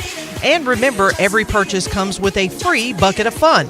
The Auto Store Group, Pirate owned and operated for over 38 years. Now let's head back into Pirate Radio Live. Here is your host, Clip Brock. All right, thank you very much, Shirley Rhodes. Welcome back into Pirate Radio Live, hour number 2 of today's program. And David Glenn is hanging out for the entire 3-hour ride today. Got Shirley Rhodes producing, Glenn Griffin video production, as you check us out here in the new and improved Pirate Radio studios, which DG is a fan of. Yeah, right? man. Yeah. I love them. I was here years ago, and I recognize, of course, you and Shirley and other staples of this outstanding institution, but you've upgraded, man. The TVs are nicer, the floors, the windows, the hallway, the intro, the front door, the back door. You guys have come a long way, baby. We did it all for you for this one day and your appearance. We got it all done early this morning. And then it just all crashes once I'm gone, I'm sure. We got some duct tape holding everything up. It's going to be an issue. This is the first time since March 11th that I can say, coming up tonight in one of our major sports, we've got games. And it's super exciting to say that. 7:08 first pitch between the Yankees and the Nationals. Personally, you folks know I'm a Braves fan, so maybe the 2 teams I hate the most squaring off. No offense to the Phillies and Mets. I hate you guys too. But on the flip side of that, David, is there a better pitching matchup you could ask for to open up a shortened season than Garrett Cole, Max Scherzer? That's going to be fun stuff. I'll tell you what, as a former pitcher, and that's what I did from 5 years old to 24 years old, you know the rule, if you're a lefty and you can get it over the plate and occasionally get guys out, you always get invited back. When you look through those eyes, you appreciate, I did, more guys like Greg Maddux of your Braves franchise because they're just such artists. You know, he wasn't overpowering people as much as he was just a painter with a baseball. But those guys are a combination of power and just detail and painting the black but also blowing it by you. I think you're right. If you named the top 5 pitchers in baseball, those would be 2 of the 5. And that's going to be a fun way to start things off here in this abbreviated 2020 season. Yesterday, by the way, was the 23-year anniversary of Greg Maddux throwing a 76-pitch complete game. Ridiculous. Which is just can't even wrap your mind around that in these days. So that's a stat I saw yesterday. Coming up in the nightcap tonight, late night, it's Dodgers and Yankees. Johnny Cueto versus Clayton Kershaw, who is still getting it done out there. His window might be closing, but the Dodgers window seems wide open. They've done everything, David, but win the World Series with this cast of characters they've had, and they've added Mookie Betts to that mix. I forget if we grew up at exactly the same time or slightly different times, but for those who may be later converts to Major League Baseball, the Dodgers were really, really, really good in my childhood, really, really, really good in recent years, and mostly really good in between. And yet they have one of those World Series droughts. Yeah. Where, of course, the most famous ones in baseball have been, like the Cubs until they broke through, the Red Sox until they broke through, the Indians, etc. The L.A. Dodgers, you don't think of this because they're in the playoffs so often, but they're now at 32 years since their last World Series title.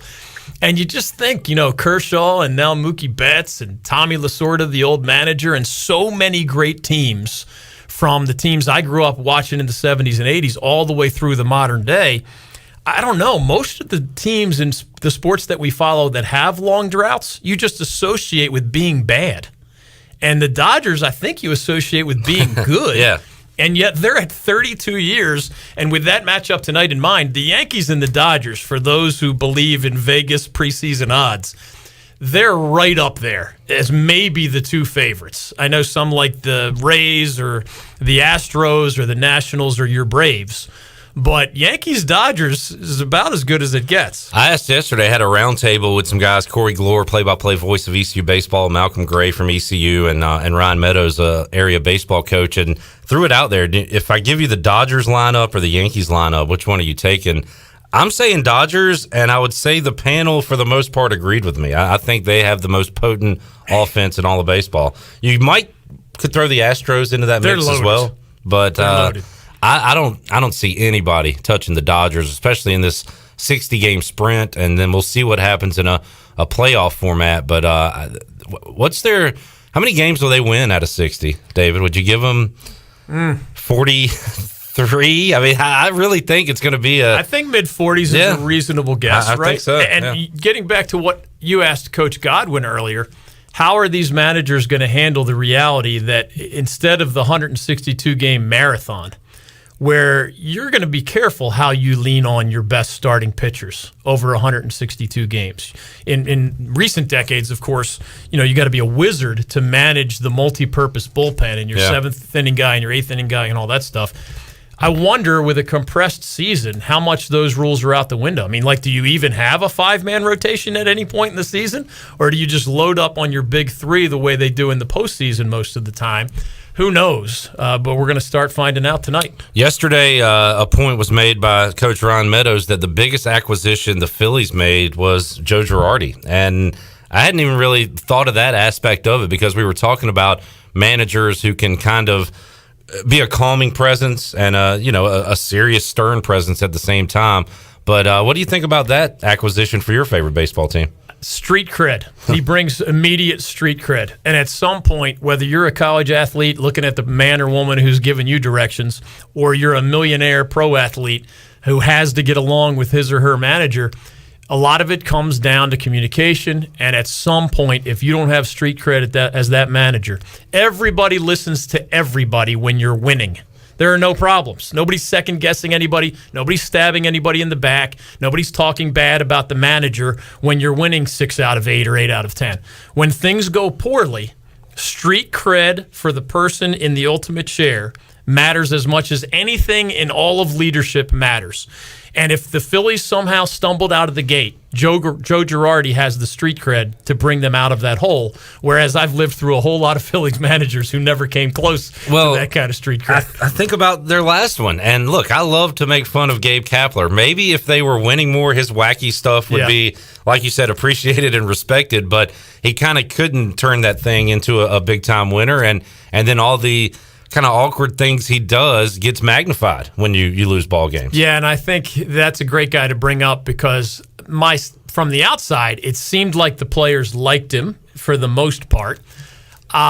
I don't listen to Philadelphia sports radio anymore, but he certainly took a lot of shots from the fan base on WIP, the station I grew up listening to in the Philadelphia area. That's a tough town, infamously so, but it's a well-earned reputation for fans who care passionately about sports, but don't give you a whole lot of benefit of the doubt when things go wrong. And I think eventually the combination of the fans turning against him and maybe some of the players stopping believing in Kapler, I think that's one of the reasons they had to turn the page. Talking to David Glenn inside the Pirate Radio studios, getting back to baseball tonight. Going to be a lot of fun. This time tomorrow, we'll be watching Braves Mets inside the Pirate Radio studios. So I got to tell you, I'm looking forward to that coming up on Friday. I want to talk Hurricanes with you too, DG, and their return to hockey. Now, I keep comparing what they're walking into as like the first four in Dayton type of thing, where it's kind of weird. They have to play their way in to the playoffs, but they're kind of already in a playoff. It's a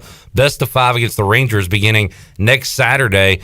Where are the Canes right now? I tell you, this layoff helped them get healthy, for one thing, right? Yeah, they did. I mean, Dougie Hamilton was their all-star defenseman, and he had a serious injury he was dealing with. It was looking like he would have been out under the normal season for the remainder of the regular season and the playoffs if the Canes had made the playoffs under the regular format. So here they are. It's a 24-team bloated bracket, right, with 16 teams waiting. Your first four reference, I think, is a good analogy. The Canes get the Rangers starting on August 1st. For whatever reason, the Rangers have had the Canes number lately. That just happens sometimes in sports. The Rangers have had the Canes when they were ahead, when they were coming from behind. It just hasn't seemed to matter. But I think one of the most fascinating things to watch throughout the hockey playoffs is these coaches, Rod Brindamore of the Canes, but all the others, have not really had much access to their guys. So in a sport where your conditioning matters a ton, it's going to matter a lot who was doing the right things during this pandemic layoff. Sometimes people living their own pandemic forget these coaches and players have not been together. They have not been reporting to the strength and conditioning coach. They might have been out on Glenwood Avenue in Raleigh every other night, partying like rock stars, which you can't do if you're about to jump into especially a playoff setting in the NHL. So I have a sense Rod Brindamore of the Canes sets the right tone in all those regards because he's a legendary strength and conditioning guy. Who has their ultimate respect of that locker room. But we're going to find out for sure because we all know timing matters when you're returning from a long layoff, but so does conditioning in a sport like hockey, and that's going to matter a lot starting August 1st. We've talked about that a lot from an ECU perspective, and we had Mike Houston in studio on Monday, and I asked him kind of a very general question because he wouldn't have got into specifics, but how did the team look when they came back? And of course he said some look good, some look bad. When we started talking about individuals, you could kind of tell who came back in great shape, ready to go, and who, ate a few ho-hos and oatmeal pies and didn't get the running in. So you think about it from a college perspective, that's got to be tough for these coaches, but even for the pros, like you mentioned, not everybody's wired the same. Not everybody has that same self-discipline that if you're not being told that this is what you have to do today, or if there's not somebody telling you in person to do that, maybe some of these guys are goofing off a little more than they should. So that'll be interesting to see across the board and across all these sports returning. Did you ever see the famous story? I think it was from the University of Texas in the sport of football, where the coach's mindset to evaluate which players were dedicated to conditioning and which were not. I'm not making this up. I'm just relaying a story. This is a true story from the Texas Longhorns. Along with what would be at ECU, the Go Pirate signs and, legendary alumni photos on the hallway, there was a color of your urine spectrum. And according to the coach, he could tell if you were dehydrated after a workout, and maybe they took a urine sample and it was this color. You have been eating too many ho-hos and not hydrating enough and not worrying about your strength and conditioning. And if your urine was this other color, you clearly, at home, on your own, without anybody looking over your shoulder, you were doing all the right things. Now, I don't know to what degree that is a scientifically sound way of measuring your dedication to your team, but that was actually in practice at the university level. And that story is from within the last few years. I remember that graphic, I think, on social media. I didn't know there were that many shades of yellow and, those colors. So you're right. I don't know if that's being implemented by any of these coaches right now coming back. Some breaking news, by the way, as we had, we'll talk more hockey in just a moment, but Major League Baseball and the Players Association have agreed to an expanded playoff from 10 to 16 teams for this season that begins tonight. So we're all going the way of NASCAR here, where they kind of change rules on the fly, David. We're starting a season tonight, and we are having an expanded playoff for this season that starts tonight. So I saw somebody, I don't know if this is the new Zion rule where we're trying to get Zion in the playoffs, so let's add some teams. This was called the Mike Trout rule earlier today, where we have to get Mike Trout in the playoffs finally, so maybe this is the way to do it. I don't know. It feels like Arena League football when you just start making up the rules as they go along, but I agree with the point that Coach Godwin made earlier. If there was ever a year in all of sports creation to experiment or make exceptions or expand the playoffs or change and tinker with the rules, your runner on second base question, this is the year, right? If anybody's, even if you're a traditionalist and you'd prefer things to stay the same, if there's ever a time to make an exception, now is that time. Dang kids these days, over half the teams getting in the playoffs. Everybody gets what a is trophy. The world coming to, Clip? Hey, it's more sports for me, so I will certainly take it for sure. Let's take a timeout. Shirley Rhodes will come back. Got to get more on the DG quiz. If you feel brave, call 317-1250. If you're a sports aficionado, Ellerby's out in the lobby. Maybe we got something we can give away to a winner. Hey, he's got thumbs up.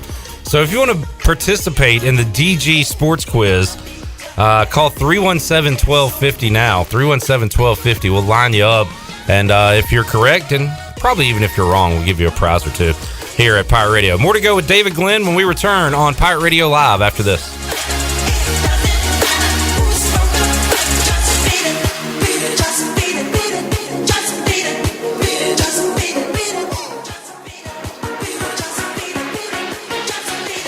Hey Pirate Nation, this is Troy D. Proud to be co-founder, one of the owners and operators of Pirate Radio. As we launch into our 18th year in business, we have a lot of exciting news to share. Our afternoon drive show, PRL, Pirate Radio Live, has a new look and is now streaming live every day from our brand new digital studio from 3 p.m. to 6 p.m. You can find us on our Pirate Radio YouTube page and our Facebook page, plus our website, pr927fm.com. If you're in your car, put us on 92.7 FM in Greenville or 104.1 FM in Washington. The new and improved 3-hour PRL is hosted by Clip Rock and Shirley Rhodes and will feature the latest breaking news, awesome guests, and your favorite Pirate Radio personalities like The Voice Jeff Charles, Brian Bailey, Stephen Igo, Billy Weaver, Brian North, Tony Collins, Bryce Williams, Marcus Crandall, Ronnie Woodward, Morgan Ehlers, Mike Mullis, plus Ellerby and myself. Give us a follow on social media at PR927FM and get the latest programming updates, guest alerts, and breaking news. Thank you for your loyalty and your support, and we hope you enjoy the new and improved Pirate Radio, the voice of the Pirate Nation.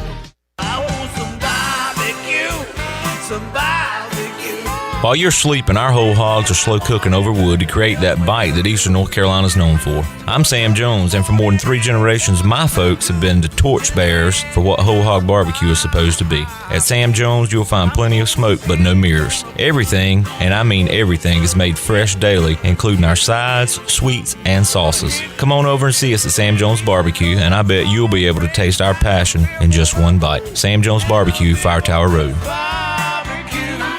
You've probably heard a lot about CBD. The leading provider of CBD is your CBD store Greenville. Their staff is committed to creating a comfortable environment to ensure every customer gets the exact treatment they need. Our franchise CBD retailer in the country, and with trained PhD chemists and direct communications with health leaders across our network of stores, your CBD store Greenville has the highest quality all-natural products. Your CBD store Greenville in Arlington Village next to Duck Donuts, where good health hits home. Tired of cooking at home? Change it up without getting up. Just order Jersey Mike's through our app for no-contact delivery or no-contact at-the-door pickup. Jersey Mike's. Be a sub above. It's Jersey Mike's time. One Club Supreme? Check. What's Aaron's Way? Only $2.99 for Pepsi and Lay's, and they'll donate $1 million to the Aaron Judge All Rise Foundation? I'm in. Order your sub Aaron's Way on the Jersey Mike's app or visit a Jersey Mike's store. Got big dreams for your small business? You're not alone. The Gavigan Agency Insurance Services is a growing business too. That's why they work with Nationwide, the #1 small total business insurer in the U.S. Nationwide can help protect and grow your business so you can focus on making your small business dreams come true. Give the Gavigan Agency Insurance Services a call today at 252-756-1400. Nationwide is on your side. Nationwide Mutual Insurance Company and Affiliates, Columbus, Ohio. Subject to underwriting guidelines, review, and approval. Warren's Hot Dog Pizza, homemade lemonade. Hey, Pirate Nation, Warren's Hot Dogs, 2 locations are open for business in Greenville and Chocowinity. Both locations have drive-through windows, so stop by today for hot dogs, pizzas, subs, apple and peach turnovers, homemade lemonade, and breakfast in Chocowinity, featuring homemade cheese, ham, and chicken biscuits, plus sausage dogs and more. Warren's in Greenville, across from Ron Ayers Motorsports, and in Chocowinity next to the fire department. Warren's Hot Dogs. Want some? Get some. Here today with Gamecock, also known as Bruce Batten to his friends and family. Why F3? For me, it's really 2 things: accountability and fellowship, and looking at turning 50 years old and where I was headed physically. It wasn't the path that I wanted to be on. I was lucky enough to run into some guys that kind of headlocked me and brought me out here, and once out here, I kind of fell in love with the atmosphere. The fellowship's unbelievable. I've got a group of guys behind me, no matter what I'm going through in my life, I can depend on, and that's what it's about. 1 letter, 1 number, F3. Learn more today at f3enc.com. Hi, this is Brian Meador from East Carolina Athletics. You're listening to Pirate Radio, the voice of the Pirate Nation. What about this? The teenage Russian footballer who was struck by lightning at training has returned to the pitch. Living just enough, living just enough for the city. You're listening to Hour 2 of Pirate Radio Live. Now, back to the show. Welcome back to the show. Hey, are you in outside sales and looking for an opportunity to increase your earning potential? CopyPro has been in Eastern North Carolina for over 45 years and continues to grow each year, and they need more sales professionals with a desire to potentially make a 6-figure income. Do you have what it takes? Visit copypro.net today to submit your resume and learn more. Now let's head back in to Pirate Radio Live. Here is your host, Clip Broad. All right, thank you very much, Shirley Rhodes. Welcome back into Pirate Radio Live on a Thursday. Honored to have David Glenn hanging out for the entire hour with us here inside the Pirate Radio studios today, as Troy D going to join us back again in the 5 o'clock hour. DG and I talking sports here, and we'll get to Margot's question on Facebook Live in just a moment regarding John Forsland, the Carolina Hurricanes. Also, Scott, our Maryland local listener, points out that the Orioles haven't been to the World Series in 37 years. So there's a drought for you. And we do have O's baseball returning. Jump on board now with the O's. Get in on the ground floor, and then hopefully buy low. Yeah. 3, 4, 5 years from now, it'll pay off, right? So we'll get back to a little baseball and a little hockey in just a moment. But we got Josh. We put the call out if anybody wanted to compete in the DG quiz, and I've got a couple of prizes to give out. One thanks to David Glenn, a David Glenn Show T-shirt, and also a free car wash to Pirates Cove Car Wash. And Josh answered the bell. He's going to give it a shot. Hello, Josh. Hey, what's going on, Clip? What's up, DG? Hey, man. Good to have you with us. I think only a couple of the most famous DGs of all time are off the board, right, Clip? Yeah, we got a long list here that I'll throw out to you, Josh. So I'll just throw out a few to you and see how you do. Are you ready to go? Yeah, let's give it a shot. All right, we got Mr. ACC here. So let's go with a former Tar Heel guard who has won an NBA title with the Spurs and the Raptors. Oh, man. Can I give a hint? Hard. Sure. He was also an outstanding three-point shooter at the college level, where he also helped the Tar Heels win in the AA championship. And he used to dance to jump around at the beginning of games. That's a good one, too. I think Josh knows him, but he can't come up with the name right now. Can't spit it out. Kind of a 3 and D guy at the NBA level. All right. He's a DG. All right. Do you know? Try another one? I'm drawing a blank. Danny Green is that DG. Oh. Yeah, I'd probably never. You had Danny Green on the program Many Dave? times, Yeah. yes. College. Seems and like pro. a pretty fun-loving dude. He when you is. look at him, He's yeah. an interesting cat. He's originally from New York, and he's just you give him a straight question, he will hit you between the eyes with an honest answer. All right, so that was Danny Green, Josh. How about this one? The Bears were who he thought they were. Who is that, DG? The Bears were who he thought they were. They are who we thought they were. And he let him off the hook. And we let him off the hook. Thank you, David. I feel like I should know this. Old Cardinals coach, old Vikings coach, unfortunately passed away. Rest in peace. To his name is not Danny Green. No relation to Danny Green. But his name is no. David? Nah. Denny Green. Denny. Oh. All right. Let's Denny. find one that Josh can get. Let's throw him a hanging curveball. I thought I was. Pick one. I'll tell you what. Yeah. Let Okay. me go. You give the clue, Clip, but I am pointing.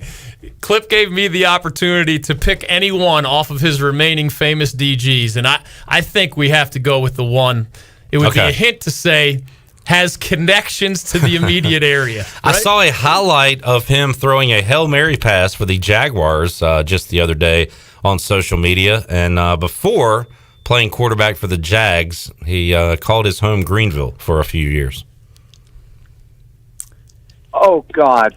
Coming out of high school in Durham, North Carolina, most universities wanted to turn him into a tight end because he's such a big guy. He was a big dude. But ECU saw a future quarterback in this famous DG. I mean, Josh, we cannot put it on a tee any easier for you here. He shares a first name with me. Dang it. David who? David Garrard. Yeah! Boom! Nailed it! God. All right, Josh. We gave you You got to give Josh credit. Most people in my decades in sports radio only call when they've heard the question. Oh yeah, he was out there without a net. He was walking red, no blindfold. Good work. Way to hang in there, Josh. All right, Appreciate Josh. it, We'll get up with you, man. We'll give you a David Glenn Show T-shirt and also a free car wash to Pirates Cove Car Wash. Thanks, Josh. Sounds good, guys. I appreciate it. Y'all be good. All right, man. I had nowhere else to go with supersized former tight end turned ECU quarterback who went on to the Jaguars. I was running out of hints there. I host sports trivia every Wednesday night at AJ McMurphy's. We were back last night after being away for 2 weeks, but had a lot of fun. And one of my favorite things, David, is I put the question there on a couple of TV screens, and I'm able to watch all the teams kind of huddle up at their table. And the moment it clicks and their heads all kind of pop up and they all kind of I feel like it's a proud father moment to me to watch my contestants when it clicks in their brain that name that they're searching for. Well, here's the question for you, though. As the guy who gives the sports trivia questions, and you, of course, always, I would imagine, have the answers at your fingertips, have you ever been thrown into the situation where your friends or family members know you have spent a lifetime in sports and then you're on their trivia team? Do you know the look? My wife once brought me to a corporate type event where seriously there's 20 people at our table and you're competing against these other large tables. And every time there's a sports question, 19 people turn to me like I'm supposed to have every answer to every sports question. This is the only reason you're here. Right? Yes. And then occasionally, I'll never forget, there was like a multi-time NBA MVP question. 19 people have no idea. And it was not one of the most obvious ones like Michael, etc. And the answer, I think, was Steve Nash. And I just, for whatever reason, I had a few beers at the time. Is that my excuse built in? I just didn't come up with Steve Nash in time to beat the buzzer. And I'm convinced they looked at me differently for the remainder of that night. This story is hitting way too close to home. It hurts. Because we're out there every Wednesday, and my regulars sometimes want to host. So they come up with the questions, and I participate. Yeah. And I swear, last time I played, I think it was who was the last player to win back-to-back MVPs before LeBron, and maybe another player has done it, Steph Curry, but it was, we had narrowed it down to like the early 2000s. So I was thinking either Kobe, Allen Iverson, and I was like, Nash, but nah, I think he only won one. The answer was Steve Nash. I've been in the same damn situation you were in, man. David. And yes, my teammates looked at me with disgust and still do. So. Clearly, I'm still having flashbacks to this nightmare. An absolute nightmare. All right, let's go with a question on Facebook Live. So, David Glenn, North Carolina Sportscaster of the Year award winner, correct? Yes. And you said that you were a co-winner with John Forsland. Correct. Just past year. So he and I technically are the reigning North Carolina Sportscasters of the Year. And we are both, at least temporarily, out of the gigs that led us to North Carolina Sportscaster of the Year status. Is there a Madden cover jinx going on here? I don't know. SI cover, Madden cover. I'm calling it the NBA Coach of the Year curse, where if you win that award, you're fired within 2 years. You don't have a job. But that is crazy. And David, I honestly have not looked into why John Forsland is not the voice of the Hurricanes. What is the situation with that deal? The question was, is Forsland getting a contract? So that was the question posed. Yeah. But what do you know about that whole situation? A lot, believe it or not. I'm in the weird situation where I know very well the Carolina Hurricanes owner, Tom Dundon, who has become a friend of mine. I also know very well John Forsland, who has become a friend of mine. And they're, of course, on opposite ends of this negotiating table. And the long story short is, in that world, your contract expires. So, for example, Trip Tracy, John's color commentator, did not get a renewed deal. It was, hey, we're in a pandemic. We're going to have some compensation things that are tied to fan attendance and how the season plays out, et cetera. So it was a reduction in compensation. But Tripp signed the new deal. Mike Maniscalco signed his new deal, another member of the Hurricanes broadcasting team. And John Forsland, for those who don't know, is one of the leading voices of hockey nationally. Yeah. For NBC Sports Network, in addition to being the voice of the Carolina Hurricanes. Well, there's Doc and there's John. Basically 1A and 1B. Yeah. You're correct. So John got this watered-down contract offer and said, I've never seen anything like this in this industry. I know we're in a pandemic, but I feel like you're kind of, I'm paraphrasing here, but I feel like given my experience and given my status as a broadcaster who famously followed the Hurricanes from Hartford, where they were the Whalers, to Greensboro and now Raleigh, one of the biggest faces of the franchise, really. After the head coach Rod Brindamore and a handful of players, John Forsland is as much affiliated with the Canes in the eyes of the hockey public as anybody out there. And he is the play-by-play voice, so that even puts him in a little different position than the other guys who signed their new deals as broadcasters. And they just can't come to an agreement. And Tom Dundon, part of his point of view is, I have to save my bigger dollars for keeping our best players, right? And fans would be even more mad at me if when the Montreal Canadiens offered Sebastian Aho a mega zillion-dollar contract sheet, if I didn't match that contract sheet, offer sheet, and keep him as a member of the Canes, which he did. But, everybody's going to have their different feelings about the value of a broadcaster, even a prominent broadcaster. And that's how negotiation works, right? How do you see your value? How does the person on the other side of the table view your value? And they just have not been close. That does not mean they can't get a deal done, right? But his contract has expired. He is working for NBC Sports Network here as the playoffs are almost upon us. And I am aware of no reason to be optimistic that they will get a deal done. That doesn't mean it can't happen. But for now, it's just bad news. And who knows? It may be time that John has to turn the page on multiple decades now as one of the voices of the Canes. That is a very important part of the connection, though, for a fan base to a team. And we're so lucky to have Jeff Charles here for my pretty much entire life calling Pirate games. And you saw, I guess, a lot of change during your time with the David Glenn Show with some legends going out, Woody Durham and Bob Harris, and the connection that fans have with those announcers is, it's almost more important sometimes than the players that are on the roster, because you can just count on those guys being there every year, and it's a part of normalcy almost. But I think how important that part of it is for fans and for an organization. I sometimes joke with Tom Dundon, with whom I have a good relationship. So he's kind of the type of guy who's open-minded, and even though he's a billionaire with a B, and I am certainly not a billionaire, you feel a little bit weird second-guessing the guy who has made enough good decisions that he's the one with the billions of dollars, True. and you don't have that. But we speak very candidly with each other, and I have said, among other things, that when it comes to that important connection, we're living in a really weird time with the pandemic, and it affects way beyond the sports world, obviously, but there are many people who believe sports fans are going to come back stronger than ever because they're starved for what they've been missing.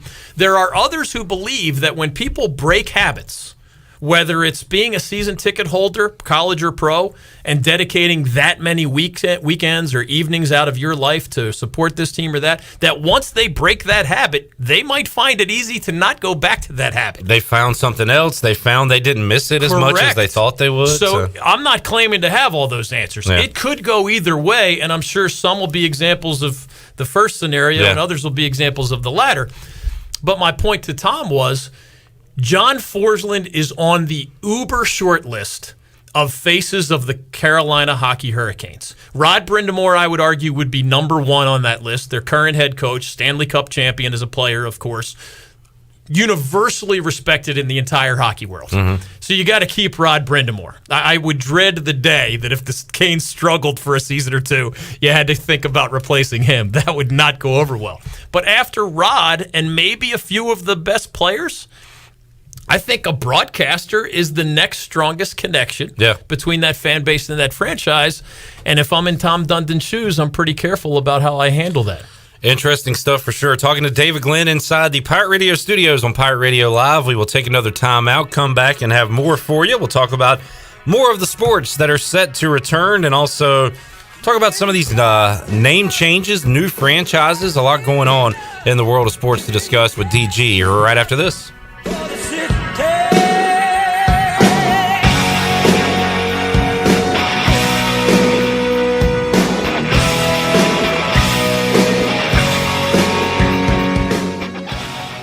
Hey Pirate Nation, this is former ECU tight end Bryce Williams from my friends at the Auto Store Group. If you're in the market for a quality used vehicle, then the Auto Store Group is for you. The Auto Store Group has 3 locations and over 150 quality used vehicles to choose from for all budgets. Shop their entire inventory today at theautostoregroup.com. And remember, every purchase comes with a free bucket of fun. The Auto Store Group, your hometown store, Pirate owned and operated for over 38 years. Go Pirates! This is Stephen Igo, publisher of HoistTheColors.net. Recruiting is the lifeblood of any college sports program, and no one devotes more coverage to the future of ECU athletics than Hoist the Colors. Want to know who's going to be the next Holton Ahlers or Jaden Gardner? We've got all the inside scoop on the Pirates' most talented recruits and top targets 24/7. Sign up now and get your first month of coverage for a single $1. HoistTheColors.net, the most reliable reporting on ECU athletics. In studio with Bram from Tiebreakers. Bram, what's new? Delivery's new. What else? Well, delivery. What else you want to talk about? Well, let's talk about tiebreakersnc.com, and let's talk about how good our food is at home in our delivery containers. What makes delivery special at Tiebreakers? Well, we use a very, very new technology called crisp containers that keeps your French fries absolutely as crisp as if you bought them at Tiebreakers. How do they get delivered? By us, our delivery drivers. How much it cost? Oh, right now it's nothing. How do people do it? They call Tiebreakers at 252-439-0555 or tiebreakersnc.com. Bram, what else is new? Delivery, bud. I'm telling you, it's the newest thing in the world. Delivery from Tiebreakers. Bram, what's your favorite word right now? Jonathan, is delivery, bud. Delivery. I'm telling you, delivery is the word. This is going to be fun. Your power's out. There's a water leak. What do? For these and other utility-related emergencies, you need service, and you want it fast. There are 2 things you can do to get the quickest response if you're a GUC customer. First, you can call the hotline at 1-855-767-2482 and report any utility-related emergency. That number is also on GUC.com. Or second, you can give GUC your phone number. The hotline process is quickest when their account records have your current phone number. Service you can count on. Greenville Utilities. When you don't have time to go to lunch, let Jimmy John's deliver lunch to you. With Jimmy John's, we can get a freaky fresh sandwich to you freaky fast. Click to order at jimmyjohns.com. Dinner's great. It's one of your top 3 favorite meals. You just don't want to have to make it. Well, with Jimmy John's, you don't have to. Whether you live in a sandwich delivery zone or head into the store, you can always get a freaky fresh sandwich. Click to order at jimmyjohns.com. The dog days of summer are here, and Pip Printing is excited to be partnered with Pitt County Humane Society and Pirate Radio to make Greenville greater than ever. This is Donald Stocks from Pip Printing, and if you're headed to the beach, the river, or the pool, then stop by and see us and pick up a new t-shirt and 2 koozies for only $20. Help rescued pets here in Pitt County and make Greenville greater than ever, and by getting your shirts and koozies at Pitt County Humane Society or Pip Printing today. In studio with Gloria from Kinetic Physical Therapy. Gloria, why is ignoring pain not a good thing? Ignoring pain is not a good thing because when you ignore pain, the greater chance of it getting worse. One thing our therapists always say is pain is like an engine light. So if you're driving, you see an engine light and it cuts on, you don't want to just turn it off and keep on driving. You want to check it out. So, and a lot of times people ignore pain because they just may not know what the pain is and they're just not properly educated. So on our site, we have even a blog site that talks about pain and what it is and how you can do to improve it. Visit kptonline.com for more information. This is ECU head baseball coach Cliff Godwin, and you're listening to Pirate Radio, the voice of the Pirate Nation. Like a G6, like a G6, like a G6, like a G6, like a G6. You're listening to Hour 2 of Pirate Radio Live. Now, back to the show. Hey, North Carolina state parks are now open for visitors, including Goose Creek, Cliffs of the Neuse, Medic Mountain, Merchants Mill Pond, and more. Parks should be used for exercise, fresh air, getting out in nature, or a day trip as the state safely reopens. Visitors should enjoy themselves, but please remember to focus on moving through the park.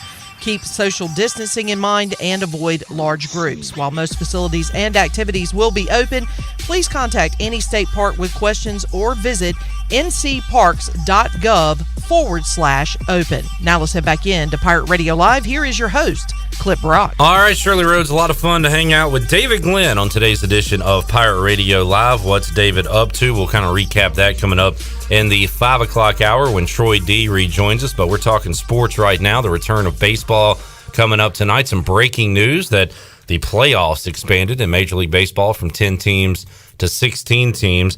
Talked a little hockey as well. And David, kind of tying a bow on that, you put it out there that the Canes have had trouble with the Rangers for whatever reason. Yeah. But how do you like their chances heading into what's going to be an interesting kind of sprint to the playoffs here in the NHL when it returns next Saturday? Well, I'm an eternal optimist when it comes to the teams that I root for, and unlike other in-state teams, you know, I've carved out the Canes as like an outlet for my fandom. I don't have to be the objective journalist, sure, okay. I'm a season ticket holder, etc. Gotcha. Rod Brindamore, the head coach, is a personal friend of mine, so I am just unabashedly a cheerer for the Canes.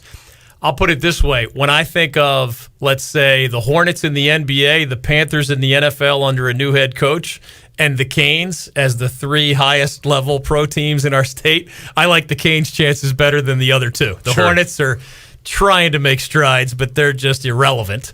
The Panthers maybe have long-term promise under Matt Rule. We'll see, but no more Cam Newton, no more Luke Kuechly, no more anybody, no more Ron Somebody Rivera. Said yesterday, when did Greg Olsen go to the Seahawks? Right? Like nobody is there. So. Other than Christian McCaffrey and the few others, it's just weird for the Panthers. So out of those 3, I have to say I'm most optimistic, candidly, about the Canes. I just don't like the matchup. I couldn't even explain to you fully why the Rangers have had the Canes number. Yeah. I think the Canes are actually the better hockey team, seriously. But when you see enough of them go the wrong way, the Rangers have a legendary goalie, Henrik Lundqvist. Whether it's been Lundqvist in goal or his backup, and they kind of rotate now that Lundqvist is getting older, it just seems they beat the Canes every single time, whether the Canes play well or poorly. So I guess you have to deal with that weird, do they have their number aspect of it? But Yeah, if I'm at the Vegas betting window, I'm going to put my money on the Canes. All right. And, what was the drought, DG? Was it 10 years, the playoff drought? Yeah. Decade long, which in the NHL, remember, more than half the teams make it. That's not good. If you go a decade without making it, you are truly at the bottom of the league. It does feel like, and we saw the playoff run last year, they're not only kind of built for now, but with all their young talent, they're built to have success for the foreseeable future, right? They are. We mentioned Sebastian Aho. He's a young guy from Finland that the Canadians try to swoop in and steal, basically. And Tom Dundon bucked up and paid him his mega millions. There's a young Russian kid named Andrei Svechnikov. Maybe you've seen his lacrosse goals or just some of the other highlights. He's about 20 years old. He is one of the most phenomenal talents in the entire hockey world. So, yeah, the head coach in Rod Brindamore is certainly the right guy. And there's young talent, and there's high-end talent. Dougie Hamilton in the All-Star game. Jacob Slavin's one of the best defensemen in the NHL as well. They have depth on the D-line. We'll see how the goal scoring goes. Sometimes they can be hot and cold there.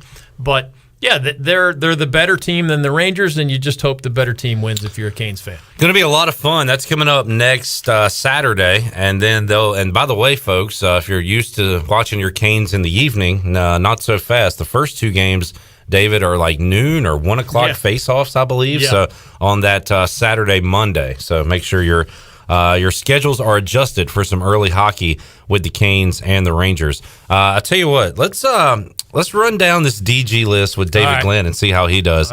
Now, this one's already out of the bag, but David has a story behind this one, and I remembered this name. He was the manager of the Mets, I believe, in the 90s, but he won a World Series with David's Phillies in 1980. And his name came up, David, and you have a good story about this guy, right? Yeah, Dallas Green, another of the all-time. He's no Darryl Green. I'm still going to give you Darryl Green as maybe the greatest DG in sports history. Doc Gooden was another one. But I was 12 years old, and as we were talking about with Cliff Godwin earlier, the sport I loved the most was baseball. The only sport at which I excelled was baseball. The games my family went to see the most were Phillies games at the old Veterans Stadium. And in the late 70s, early 80s, Dallas Green was the Phillies manager.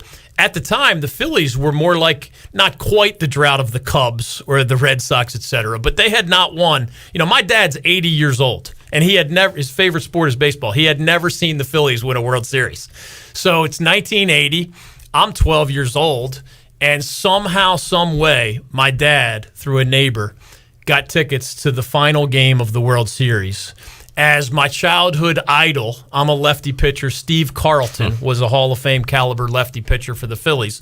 So Carlton's on the mound. Tug McGraw, another lefty closer, was the guy who finished off and struck out Willie Wilson I was at the clinching game. I mean, I'm past my 50th birthday, and this is still one of my favorite moments in my entire sports-centric life. Yeah. And I was there with my dad. He and I talk more sports than anything else. All other topics on the planet, we talk more sports than all of those others combined. And Dallas Green, famous DG, was the manager of those Phillies, and they had the reputation as often having enough talent. They often made the playoffs in my childhood, but they always burned out in the playoffs. And Dallas Green was like this no-nonsense, old-school, whip-you-into-shape type personality. And sure enough, he took a bunch of guys who had been perceived as underachievers. They added Pete Rose to that team. Larry Bowa was kind of like a firecracker shortstop for them. I remember him as a firecracker manager. True. Yeah. Bob Boone was a really reliable catcher. It was just a really good team, and they finally got over the top. And I'll never forget, man, I was there to see it in person. The Philadelphia police officers came back on the field on horseback. I kid you not.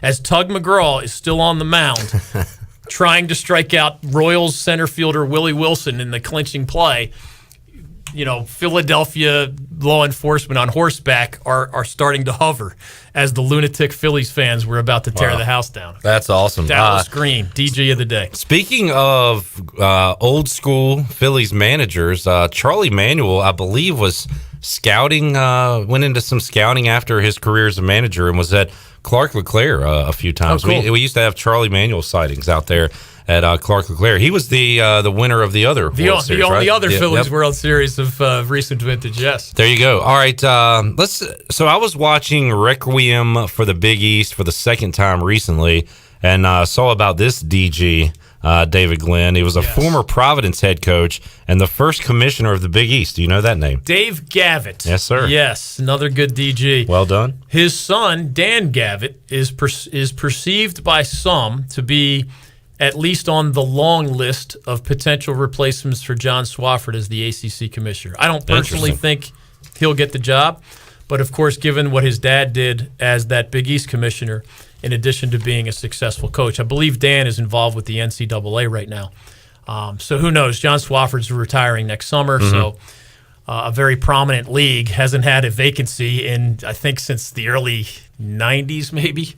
So, it's almost 30 years that they've needed to find a new commissioner. So that's something on their agenda. Another DG that we might add to the list one day. Okay, let's run over a few more of these. A Raleigh native who was the Big 12 Player of the Year in 2018, and now, that could be up there for most improved player in the NBA with the Charlotte Hornets. Devontae Graham. Now, how did he, David, as somebody who follows recruiting and everything, and I believe he went to another high school after Broughton, perhaps, but he made it. How did he make it out of North Carolina? You know, it's crazy. You'd have to go back and look at sometimes if, say, Duke and Carolina already have their eye on a different point guard, or maybe they already have a commitment from another point guard. I don't remember all the details with Devontae Graham, but I know, for example, Chris Paul originally wanted to go to the University of North Carolina. One of the greatest point guards in the history of the game of basketball wanted to go to a university that has produced some pretty darn good point guards over the years. And the reason he didn't end up as a Tar Heel, Matt Doherty was the Tar Heels head coach at the time. They were short on scholarships, and I believe it was Raymond Felton. They had Ray Felton, was already a Tar Heel. Mm-hmm. So Dean Smith used to, back in the day before guys turned pro so quickly after 1 or 2 years, he would never sign like a high school All-American point guard the year after signing a high school All-American point guard. He thought for team chemistry reasons, you'd skip a year. Sign the elite point guard, skip a year, sign the elite point guard, and it usually worked out under the old rules.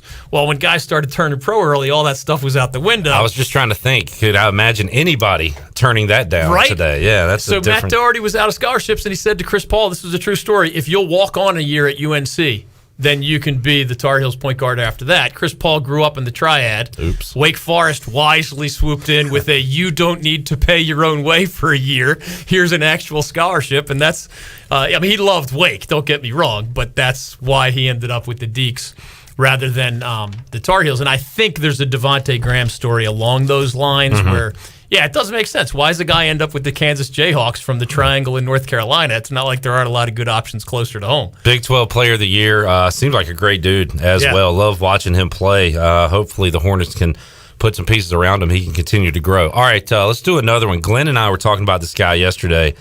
And what a resume. And I said David, as an ACC guy, might get this one.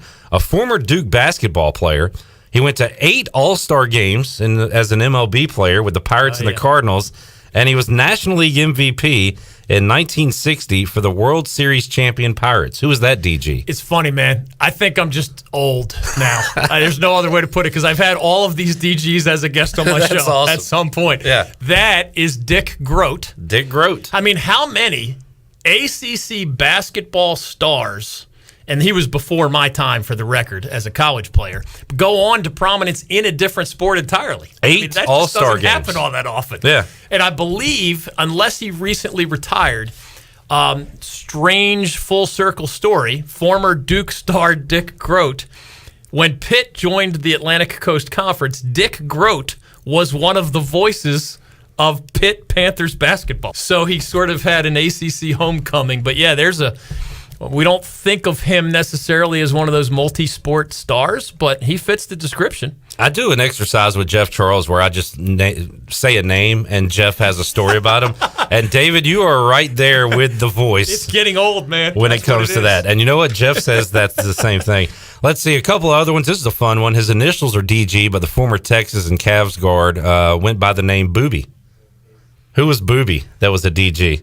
A guard for the Longhorns and played his entire career with the Cleveland Cavaliers in the, I guess, mid-2000s to teens. You may have stumped DG with the DG question. Booby was his nickname, and that guard's name It's not ringing a bell. was Daniel Gibson. Daniel Pretty Gibson. good. He was a good player. Very He was good. in the NBA for a Great while. college player for sure. Yeah. Let's throw you one that you know on a guy for a team you like. He had 58 catches for 607 yards and 5 touchdowns in his sophomore season with your Eagles. That would be Dallas Goedert. Yeah, as they have put together quite a tight end tandem in Philly. A couple of others. His number 0 is retired at Kansas. Played for 10 NBA teams from 02 to 16. So a long NBA career, a good career at Kansas. His 0 is retired, but pretty forgettable, I would say. It's not ringing a bell. That DG is Drew Gooden. Pretty good. Yeah. I think I shouldn't miss college basketball. And we'll take a break here in just a moment, Shirley. I believe this clue would be correct. He's probably not on the Christmas card list for Steve Smith and D'Angelo Williams. Would that be right? That would be former Carolina Panthers general manager Dave Gettleman. That is correct. Now with the Giants still, right? Yes, sir. Yeah. And do you know any basketball players that went to New Mexico, David? Because this Pacers player was drafted 17th overall out of New Mexico in 2005. He was an All-Star in 2009. You got to go back in the think bank for this one. I don't think I have that one. Danny Granger. I remember him as a college guy. He's pretty good player. That's pretty good, man. Yeah. So I'm honored that you came up with the DG trivia. Yeah, man. There's some good DGs. I'm glad that and maybe it's because I'm here. You're calling Darryl Green the top DG on the list. I think he's tough to beat. Darryl Green, Doc Gooden, and let's go with local flavor David Garrard. Maybe they're in some order: gold, silver, and bronze. There's our top 3 DGs on the DG quiz. We will take a timeout, wrap up hour number 2, and get set for hour number 3. Troy D going to rejoin us inside the Pirate Radio studios. We'll let you know what DG is up to and talk more sports with you here on Pirate Radio Live.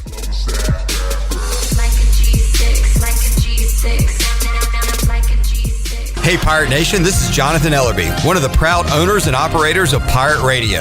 As we launch into our 18th year in business, we have a lot of exciting new news to share with you. Our afternoon drive time show, Pirate Radio Live, has a new look and is now streaming every day from our brand new digital studio from 3 p.m. to 6 p.m. on YouTube and Facebook Live, on our website, pr927fm.com, and in your car on 92.7 FM in Greenville and 104.1 in Washington. The new and improved PRL is hosted by Clip Brock and Shirley Rhodes and will feature the latest breaking news, top-notch guests, and all your favorite Pirate Radio personalities like The Voice, Jeff Charles, Brian Bailey, Stephen Igo, Billy Weaver, Brian North, Tony Collins, Bryce Williams, Marcus Crandall, Ronnie Woodward, Morgan Ehlers, Mike Mullis, plus Troy D and myself. Give us a follow on social media at PR927FM for programming updates, guest alerts, and breaking news. Thank you for your loyalty and support, and I hope you enjoy the new and improved Pirate Radio, the voice of the Pirate Nation. Hey, Pitt County Schools families, we hope you're having a great summer so far and enjoying time with your friends and family. School will start on August 17th following strict state guidelines, so we want to keep you, our students, our parents, and our community informed throughout the summer with our information campaign called The Road to Reopening. You'll find all the information you need to prepare for the next school year by going to our website at pittschools.org or by keeping up with us on Facebook, Instagram, and Twitter. Remember, we'll face the upcoming school year together because we are Pitt County Schools Strong.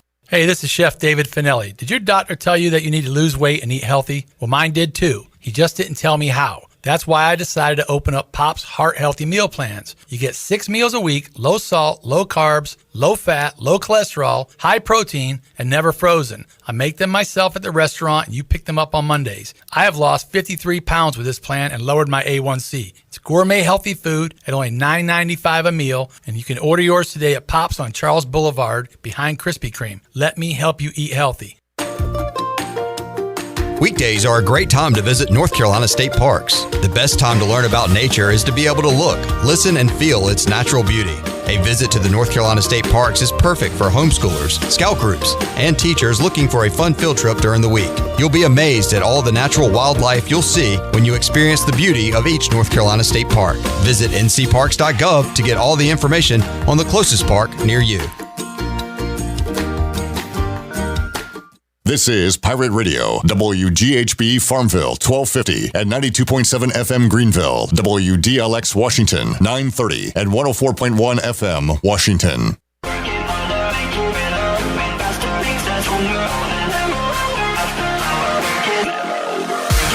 You're listening to Hour 3 of Pirate Radio Live. Now, back to the show.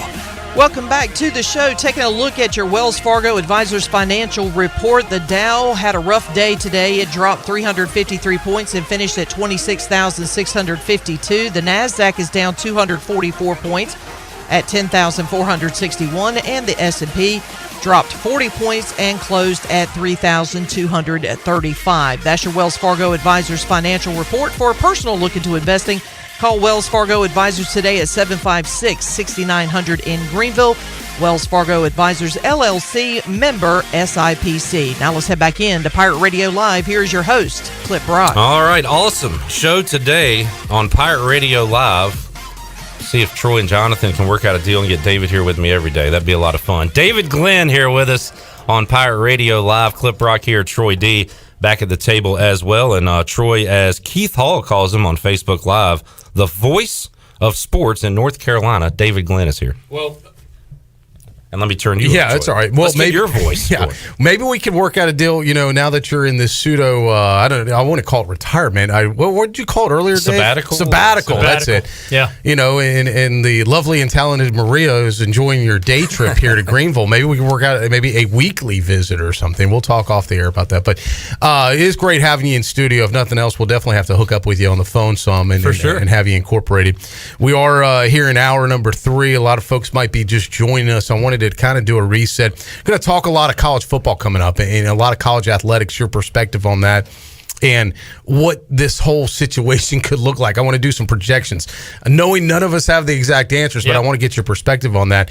Before we do that, I want folks to that are tuning in going, wow, David Glenn back on the air. You had to shake. I heard you talking about earlier. Have you had to shake off the cobwebs a little bit? It's been a few months since you've been on the air. This is your first in-studio visit.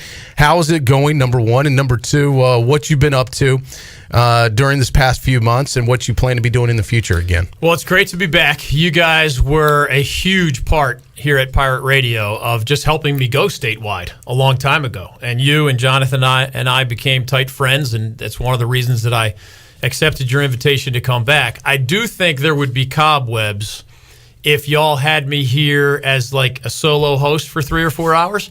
Being a guest with Clip for the last hour, it's just easy. It's like seeing an old friend, you know, just kind of shooting the bleep, as the saying goes, catching up on what's going on in the sports world. He had his cool DG trivia, catching up with some of the other DGs all over the sports world. So I was honored by that and did okay on the trivia. You did well. But what's been going on, I knew 2020 was going to be a transition in my career. A lot of folks don't know that I was a writer and an editor and an attorney before I even got into sports radio 20 plus years ago. So this kind of exhale moment, the details of which were kind of thrust upon me. I'm not supposed to get into too many of those details, but it was not my choice to leave the air a few months ago. But it's turned out to be one of those things that's allowed me to just do a lot of the things that when you're in the grind for 30 years fall by the wayside.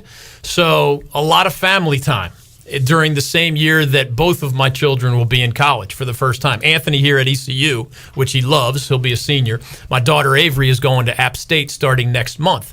So rather than being this guy that's part attorney, part business owner, part, sportscaster of the year dude and syndicated radio show host, I've gotten to be a brother and a son and a dad and a husband and all that stuff. I've gotten to play golf once a week. Do you know how often in my life I've gotten to play golf once a week? How about never? Never. So that's been fun. Mm-hmm. And I have partners all over the state where, like I'm visiting you guys today, I've gotten to visit some of the best golf courses in North Carolina. So I think that whole European idea that we talked about in hour number 1, mm-hmm. where in many professions and industries, they throw an adult sabbatical idea at you. We don't think that way in America. And again, I'm no genius here. Yeah. I didn't pick this option, but it's turned out to be a blessing in disguise. This is your forced gap year, we could say. It is a forced gap year. I used to joke on the air that one of the achievements that I had fallen short of after 30 plus years in the sports media was the paid suspension. Mm-hmm. I was always fascinated by the idea of a paid suspension. Mark Packer would talk about that. The Pac-Man is right. We used to have him on too.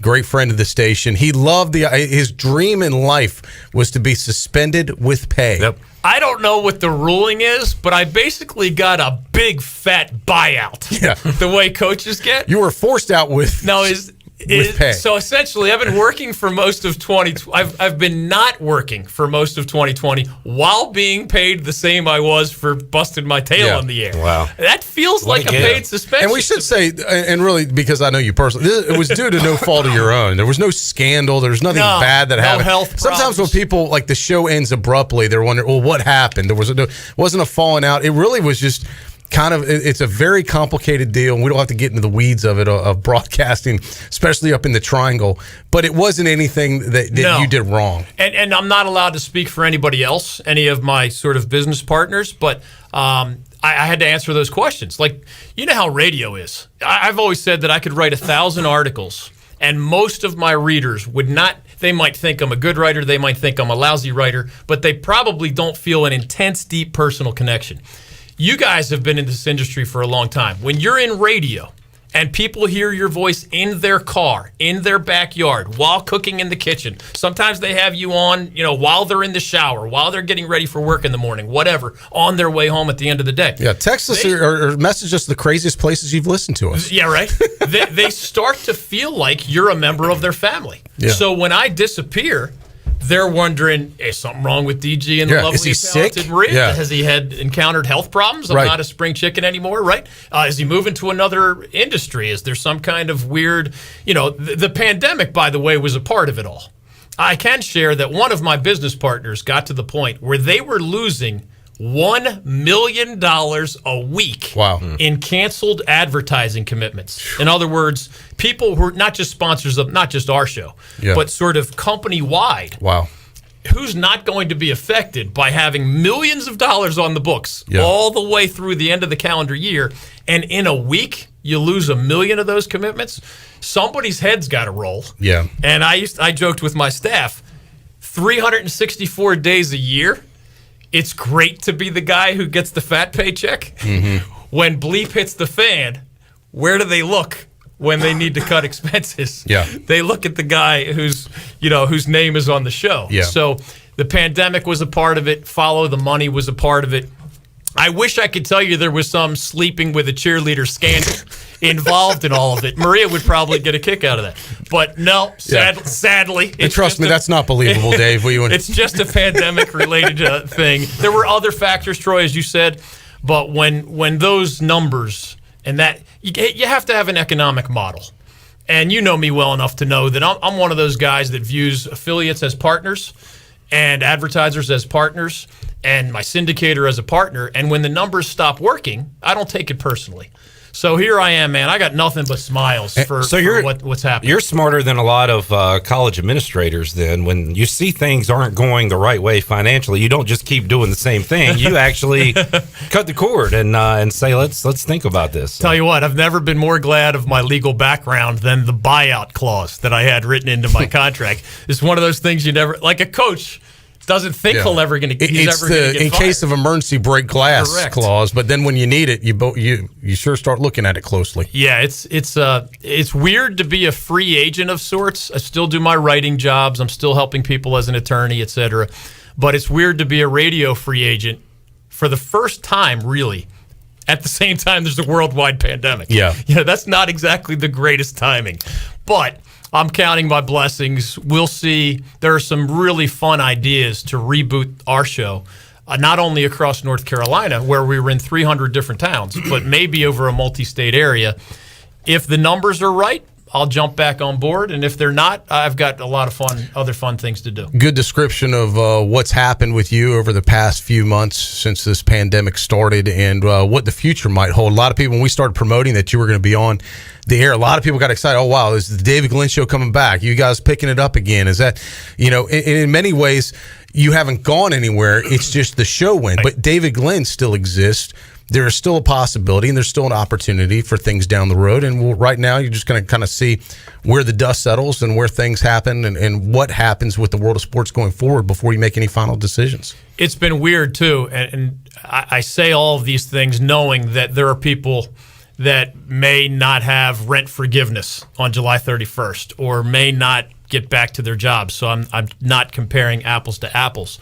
But I had an opportunity to be a lecturer, let's just say a prominent in-state university starting this August, next month. Yanked off the table because of the pandemic. I had another opportunity with The Athletic. I'm still a writer for theathletic.com as we speak, as I am for ACCsports.com. And I was considering a full-time job offer with The Athletic starting August 1st.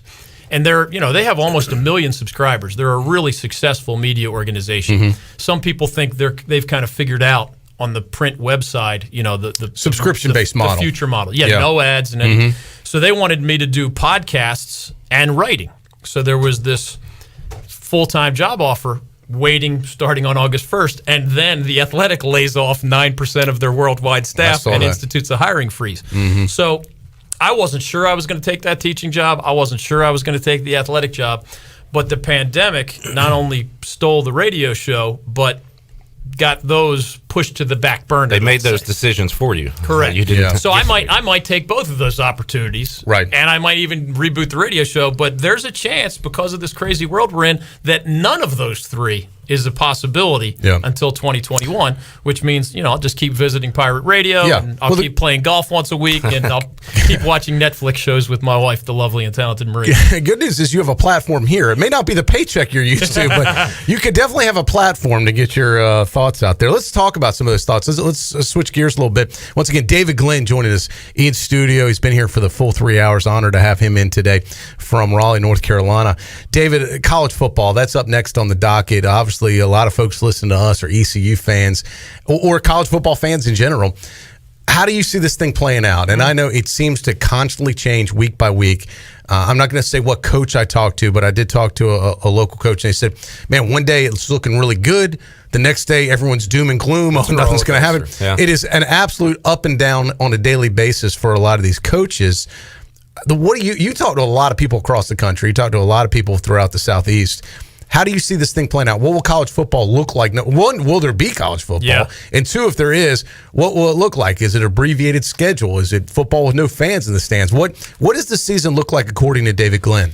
It feels weird to say this out loud, but I don't think the decision makers know here on July 23rd as I visit you guys. I don't think they know what answer they're going to give probably 1 week from today. The SEC and the ACC have both said, next week, we're going to tell you our plans. Because at some point, obviously, you got to make an announcement. And I believe it, but how many times have we heard, we'll know more in 3 or 4 days? No, I believe it. And then you get to next week, and they say, we need one more week. That's the announcement. Yeah. I think what's different, and you're absolutely right, they've been moving the goalposts repeatedly. They can't keep moving the goalposts. Because start at next week, now you're 1 month away from season openers unless you just completely change the calendar. ECU will be less than a month away with the August 29th start. Correct. So.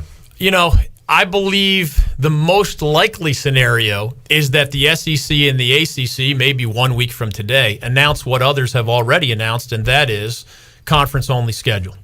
And then if you have a conference-only schedule, a lot of the scientists and doctors are saying avoid December, January, that stretch because it's flu season. And who knows what's going to happen with COVID? Who knows where those trends are going to go? They're aware that athletes who are 18 to 22 and generally in great shape, not just good shape, they're aware that in that age bracket and without health problems, they're in a lower risk category. But they're also aware that unlike the Orlando NBA bubble, or unlike the NHL playing in 2 and only 2 cities north of the border in Canada where COVID is not as big a problem, you can't do that in a college setting. So they're weighing all of these things along with the reality that the average program in the major conferences would lose more than $60 million if there's no college football season at all. Remember, these athletic departments have $100 million annual budgets in many cases. If you lose 60 out of the 100, that's a problem for anybody in any industry. Correct. So I think they're going to try with that conference-only schedule, and then they're going to have to improvise. We don't know yet what the NBA is going to start telling us about their Orlando experiment. Their games start, next week? Mm-hmm. We don't know yet how the baseball experiment is going to go starting tonight. And remember, college is more complicated than pro because these are not millionaires well represented by a players association. These are amateurs who do get room, board, tuition, cost of attendance, but it's not the same. Right. And all it would take is one tragedy to change the conversation quite a bit. All right, let me say this. First of all, I tend to agree with you. I think we are moving in a direction to probably conference only because, one, it buys you time. We're getting so close to the time, especially for ECU to kick off. We're going to be a month away next week. So that and it lowers the amount of games. Now, how many? I think it depends on the team, on the state, on the city, on whether fans can even be in attendance or not. That'll be a case-by-case study. Let's just say, now, for the sake of argument, a month from now, we may replay the show and go, God, what a bunch of idiots these guys are. They weren't even close. But let's just say it is conference only. That means you'll have an 8-game schedule, if they can pull that off. An 8-game schedule. What does that mean for postseason this year? Is the bowl system defunct for this year? Do they play a postseason? You only have to have 4 wins to go to a bowl? Yeah, I mean, if ECU goes 4-4, is that bowl eligible? Yeah. And then what do you do about the playoff system? Do they still have the playoffs, with the Final Four teams? How does the postseason work, let's just say, in an 8-game conference-only world for college football? The one thing they'd save and the first thing they'd save is the college football playoff. Correct. Because that's worth hundreds of millions of dollars. Made for TV. And I'm not one of those who ever complained about the number of bowl games. I've always been of the philosophy, you don't have to watch if you don't want to. The kids like it, their families like it, whatever. Maybe many or all of them go away. Who knows? So much is going to be, even after they hit the green light or push the button to start this season, maybe from mid-September to mid-November. Keep in mind, universities have already announced that they're sending students home at Thanksgiving not to come back until late January because they're trying to avoid flu season where you have this overlap of COVID and the flu. So your bowl season happens during flu season. Correct. When everybody is off campus. Now, how does that argument go? Is it less complicated to keep football players safe in something more like a bubble because the rest of the campus has already gone home and you're getting your prep weeks for your bowl game?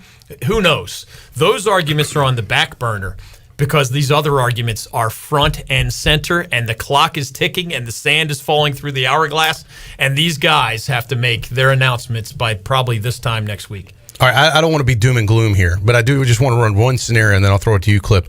In the event that it's a worst-case scenario and they cannot play college football this year, I just want to run that scenario. And as I said, let me be on the record saying I hope this is not the scenario. We live in a world where we love college football. We cover college football. It's a big part of what we do. So we want college football to be played.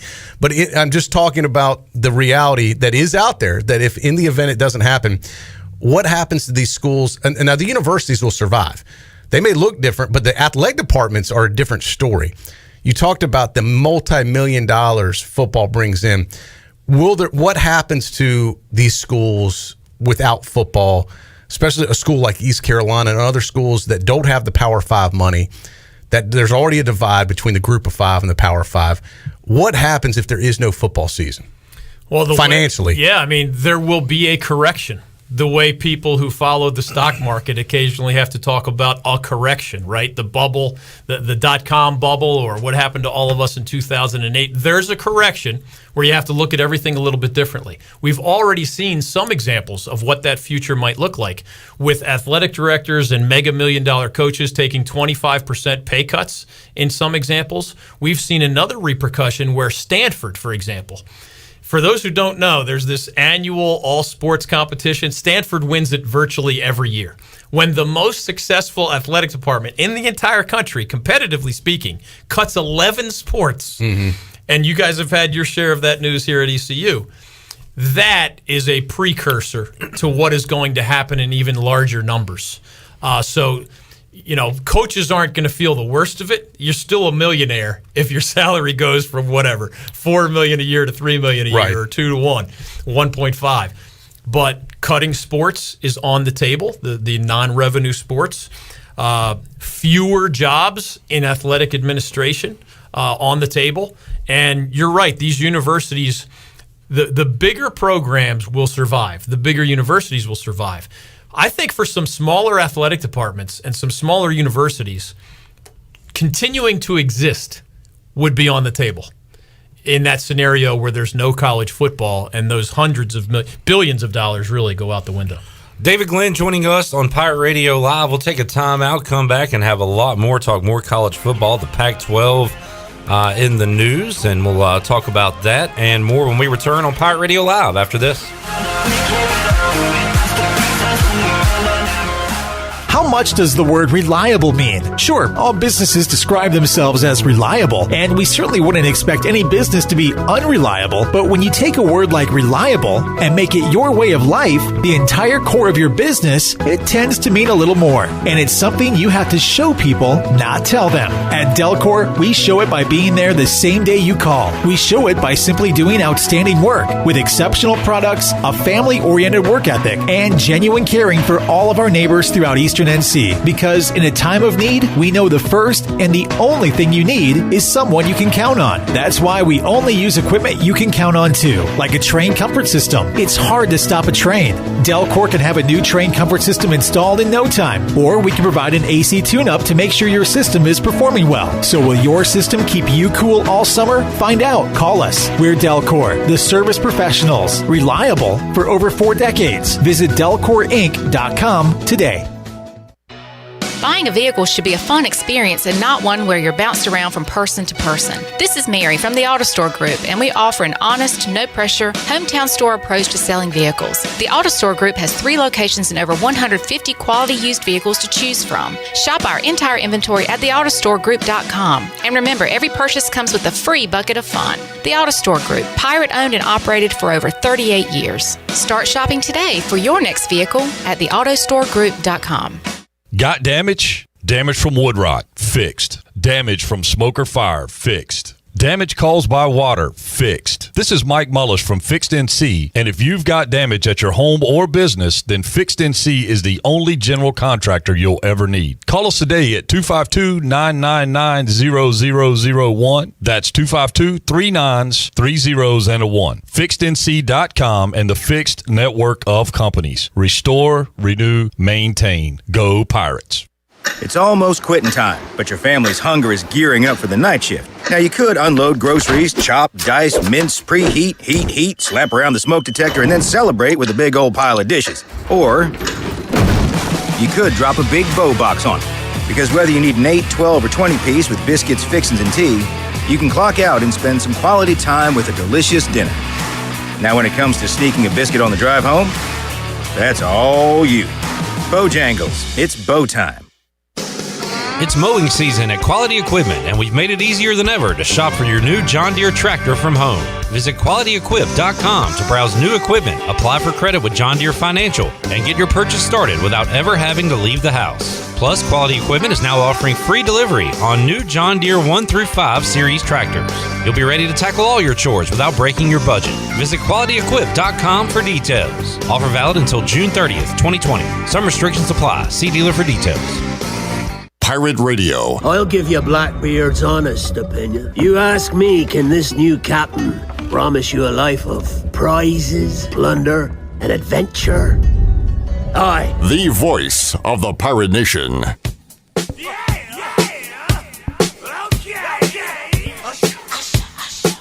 You're listening to Hour 3 of Pirate Radio Live. Now, back to the show. Welcome back. Hey, Town Insurance is your premier independent insurance agency. From maximizing opportunities to minimizing risk, Town Insurance Advisors offers expert professional advice to clients of all sizes.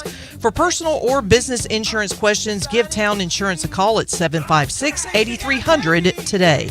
Now let's head back into Pirate Radio Live. Here is your host, Clip Rock.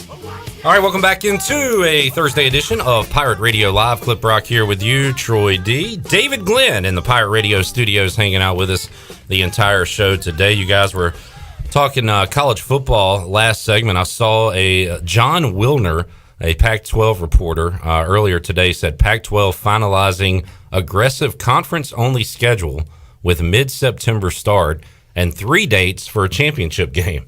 So if, for whatever reason it couldn't be played on a certain date, they would have a couple other dates in mind for a championship game. So was it the Big Ten or the Pac-12, David, that first said conference only. It was one of those, and they were around the same time. Yeah, it was around the same time. The Pac-12 kind of, and this is another issue, right, guys, that there's no one person in charge saying, here's what we're going to do. Everybody is making their own decisions, and the Pac-12 is trying to do what's best for the Pac-12 right now. Dave, you got a lot of cooks in the kitchen, as I like to say. There isn't a commissioner like in the NFL, and there aren't team owners. You've got so many different vested interests. You've got different conferences with commissioners. You've got different ADs. You've got different coaches. There's so many. You have the NCAA, which seems to be the least in charge of all this stuff. The NCAA president, Mark Emmert, is sometimes quoted on College Football Matters, and I think a lot of fans don't understand that he is not the decision maker on college football. Now, he is involved in all these conversations about fall sports. But the NCAA, doesn't tell every league what they have to do. We've seen the Ivy League already push things to 2021, the Patriot League, et cetera. But even when a conference makes a decision, not every school has to follow that. For example, like Elon in our state is in a league that pushed back football. But Elon and James Madison, they may play X number of games even though their league has pulled the plug on the entire college football season.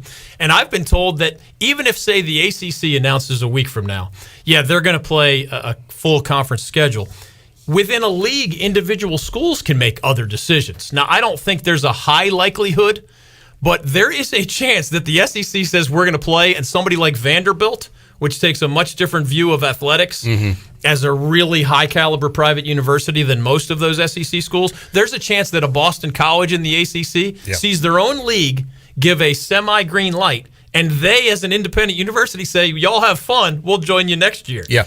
So everything is on the table. You got to think about expect the unexpected. There are even scenarios where, Clip, if your team is scheduled to play my team, but my team gets so many dudes sick that we have to call you 6 days before our scheduled meeting and say we can't show up, and you got to find another team that had a similar cancellation and say, why don't we play each other?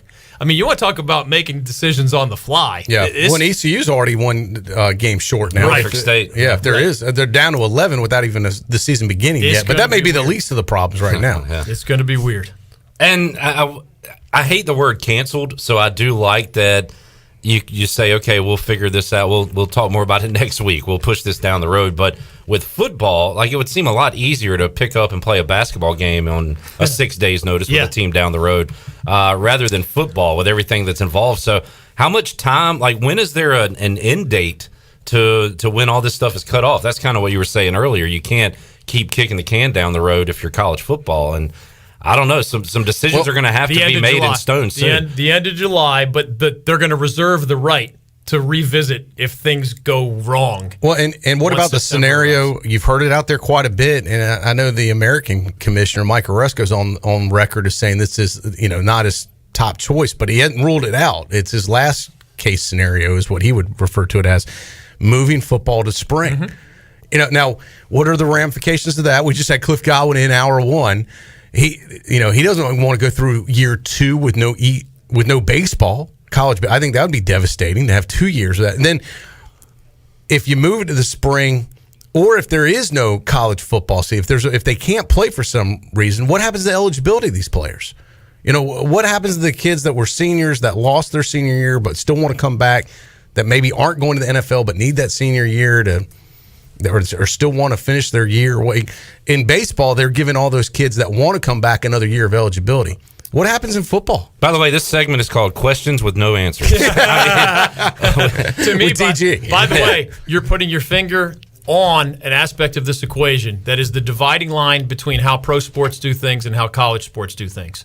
Because at the pro level, they're already, remember, billionaire owners arguing with millionaire athletes, right? And they're already discussing, hey, wait a minute, with all this stuff pushed back, let's say the NBA does complete its regular season and a postseason.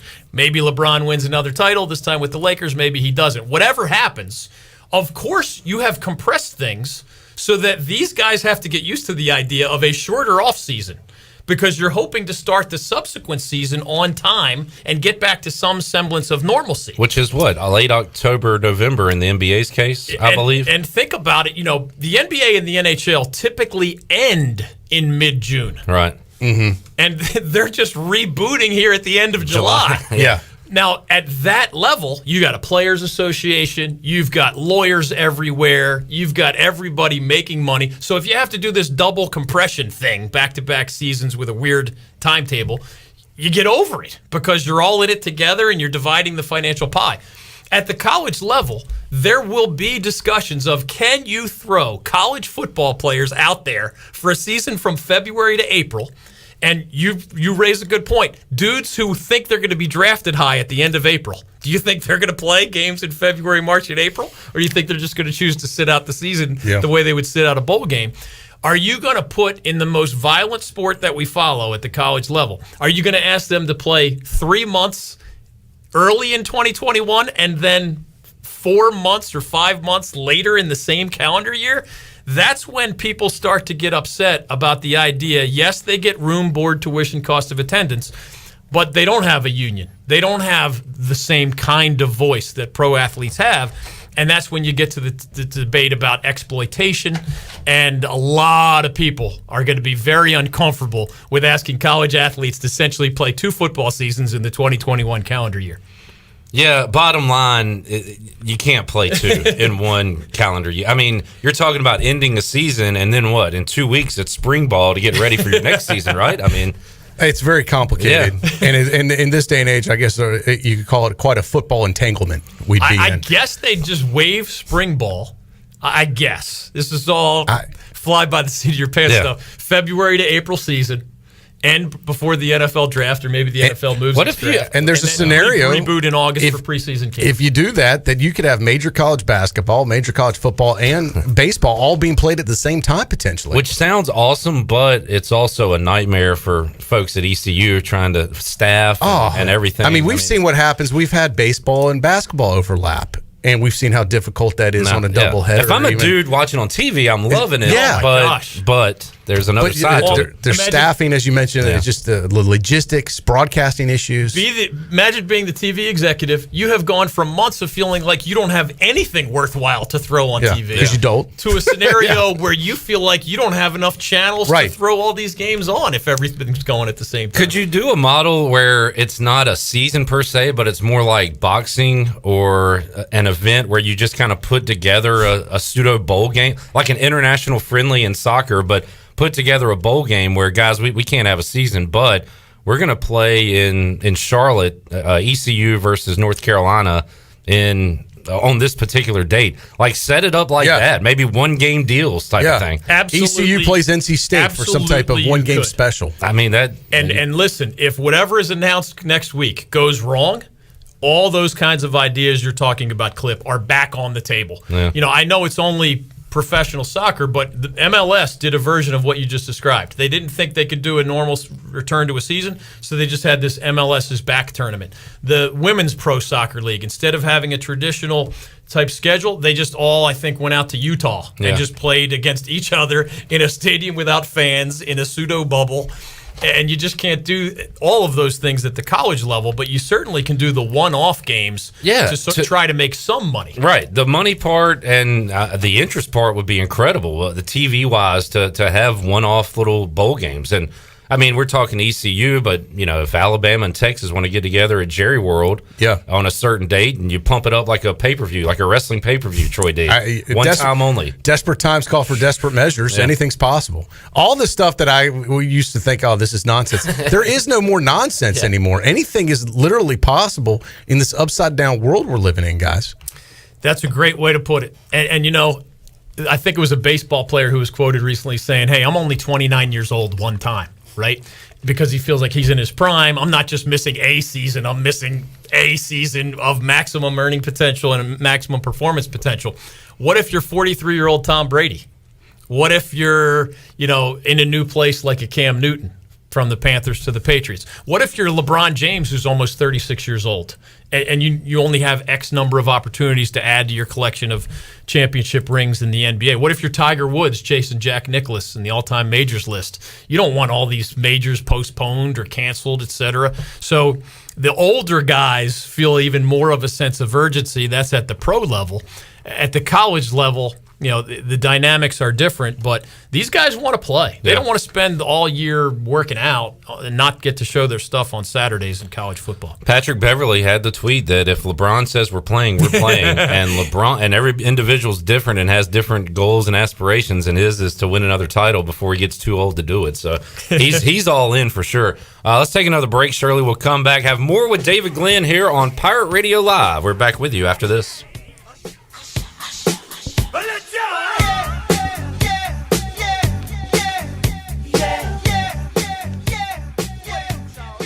Your CBD store is the largest CBD retailer in the country and has now sailed into Greenville for the Pirate Nation. Your CBD store has the highest quality, all-natural products with no chemicals. Stop in today and receive 15% off your first purchase with the code PIRATE. Your CBD store is located on Arlington Boulevard next to Duck Donuts. Your CBD store Greenville, where good health hits home. Remember, use the code PIRATE for 15% off your first purchase. Go Pirates!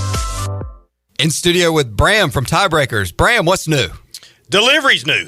What else? Well, delivery. What else you want to talk about? Well, let's talk about tiebreakersnc.com, and let's talk about how good our food is at home in our delivery containers. What makes delivery special at Tiebreakers? Well, we use a very, very new technology called crisp containers that keeps your French fries absolutely as crisp as if you bought them at Tiebreakers. How do they get delivered? By us, our delivery drivers. How much does it cost? Oh, right now it's nothing. How do people do it? They call Tiebreakers at 252-439-0555 or tiebreakersnc.com. Bram, what else is new? Delivery, bud. I'm telling you, it's the newest thing in the world. Delivery from Tiebreakers. Bram, what's your favorite word right now? Jonathan, is delivery, bud. Delivery. I'm telling you, delivery is the word. This is going to be fun. I'm Michael Vaughn with East Coast Grading and Utilities. Many of you know my dad, David Vaughn, and his work in putting in subdivisions all over Pirate Nation. But East Coast Grading and Utilities is not just for those type of big jobs. We're here for the homeowners. Whether it's concrete, driveways, hauling rock, or sand, whatever you need, East Coast Grading and Utilities can get the job done. Call us at 252-531-7494 or check us out on Facebook at East Coast Grading and Utilities. Welcome to Jack Brown's. What can I get for you? You guys got chicken strips? Nah, we don't have those. Can I get a salad? No, we don't carry salads, ma'am. Well, what do you have? We are glad you asked. This ain't no regular degular. This is American Wagyu beef. These ain't your Uncle Timmy's charcoal bricks. Kiss the cook, kiss my grits. Our burgers are 4 ounces of hand-pressed, made-to-order, perfectly seasoned ecstasy in a potato roll. 4 ounces not big enough for you, big man? Double patty time! Or just grab a cheeseburger. Jack Brown's, 805 Dickinson Avenue, Greenville. Hi, I'm Annalie Newhoff. And I'm Rob Campbell. And we are with CopyPro. We have been locally owned and operated here in Eastern North Carolina for almost 50 years. CopyPro is the leader in office technology. Does your business struggle with keeping printing costs low or producing professional documents? Here at CopyPro, total customer satisfaction is our #1 priority. We have a variety of solutions to help reduce your printing expenses and make your business more productive. Call us today at 1-800-682-6558 or online at copypro.net. CopyPro, we are the professional office systems people. Have you heard the news? Villa Verde is now available for dining in. That's right, both locations of Villa Verde are back open on the inside. And on top of that, the original location on 10th Street has been completely remodeled. But if you prefer curbside or takeout, that is still going strong too. Don't forget the Villa Verde family meal deals are a great way to feed your entire family at an affordable price. This is Jay from Villa Verde, and we look forward to seeing you at one of our locations soon. Villa Verde, a platform for good. The Uptown Greenville Umbrella Market is back. Join us every Wednesday starting at 5 p.m. at the 5 Points Plaza. The Umbrella Market features vendors including produce, meat, baked goods, and handcrafted essentials. Stop by for groceries and then grab some dinner from one of the various Uptown restaurants. Enjoy the open-air night market each Wednesday, 5 to 8 p.m. Join us as the Uptown Greenville Umbrella Market is back. This is retired ECU baseball player Charlie Yorgan, and you're listening to Pirate Radio, voice of the Pirate Nation.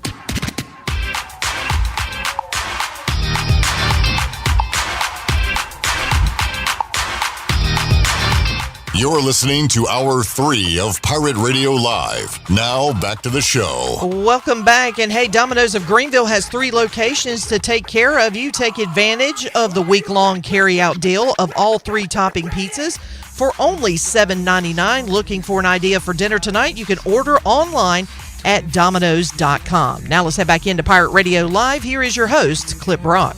All right, thank you very much, Shirley Rhodes. Shirley Rhodes, Glenn Griffin, producing today's program. Pirate Radio Live here with you every weekday, 3 to 6 on Pirate Radio, streaming live, and of course on Facebook Live and YouTube Live as well. You can check out the new Pirate Radio studio and check out David Glenn, who's joining Troy D and I on today's edition of the program. And Troy, been a fun show, reconnecting with DG. Yeah, it's been great. Bringing back some good memories, David. So we've had some good times, buddy. A lot of fun.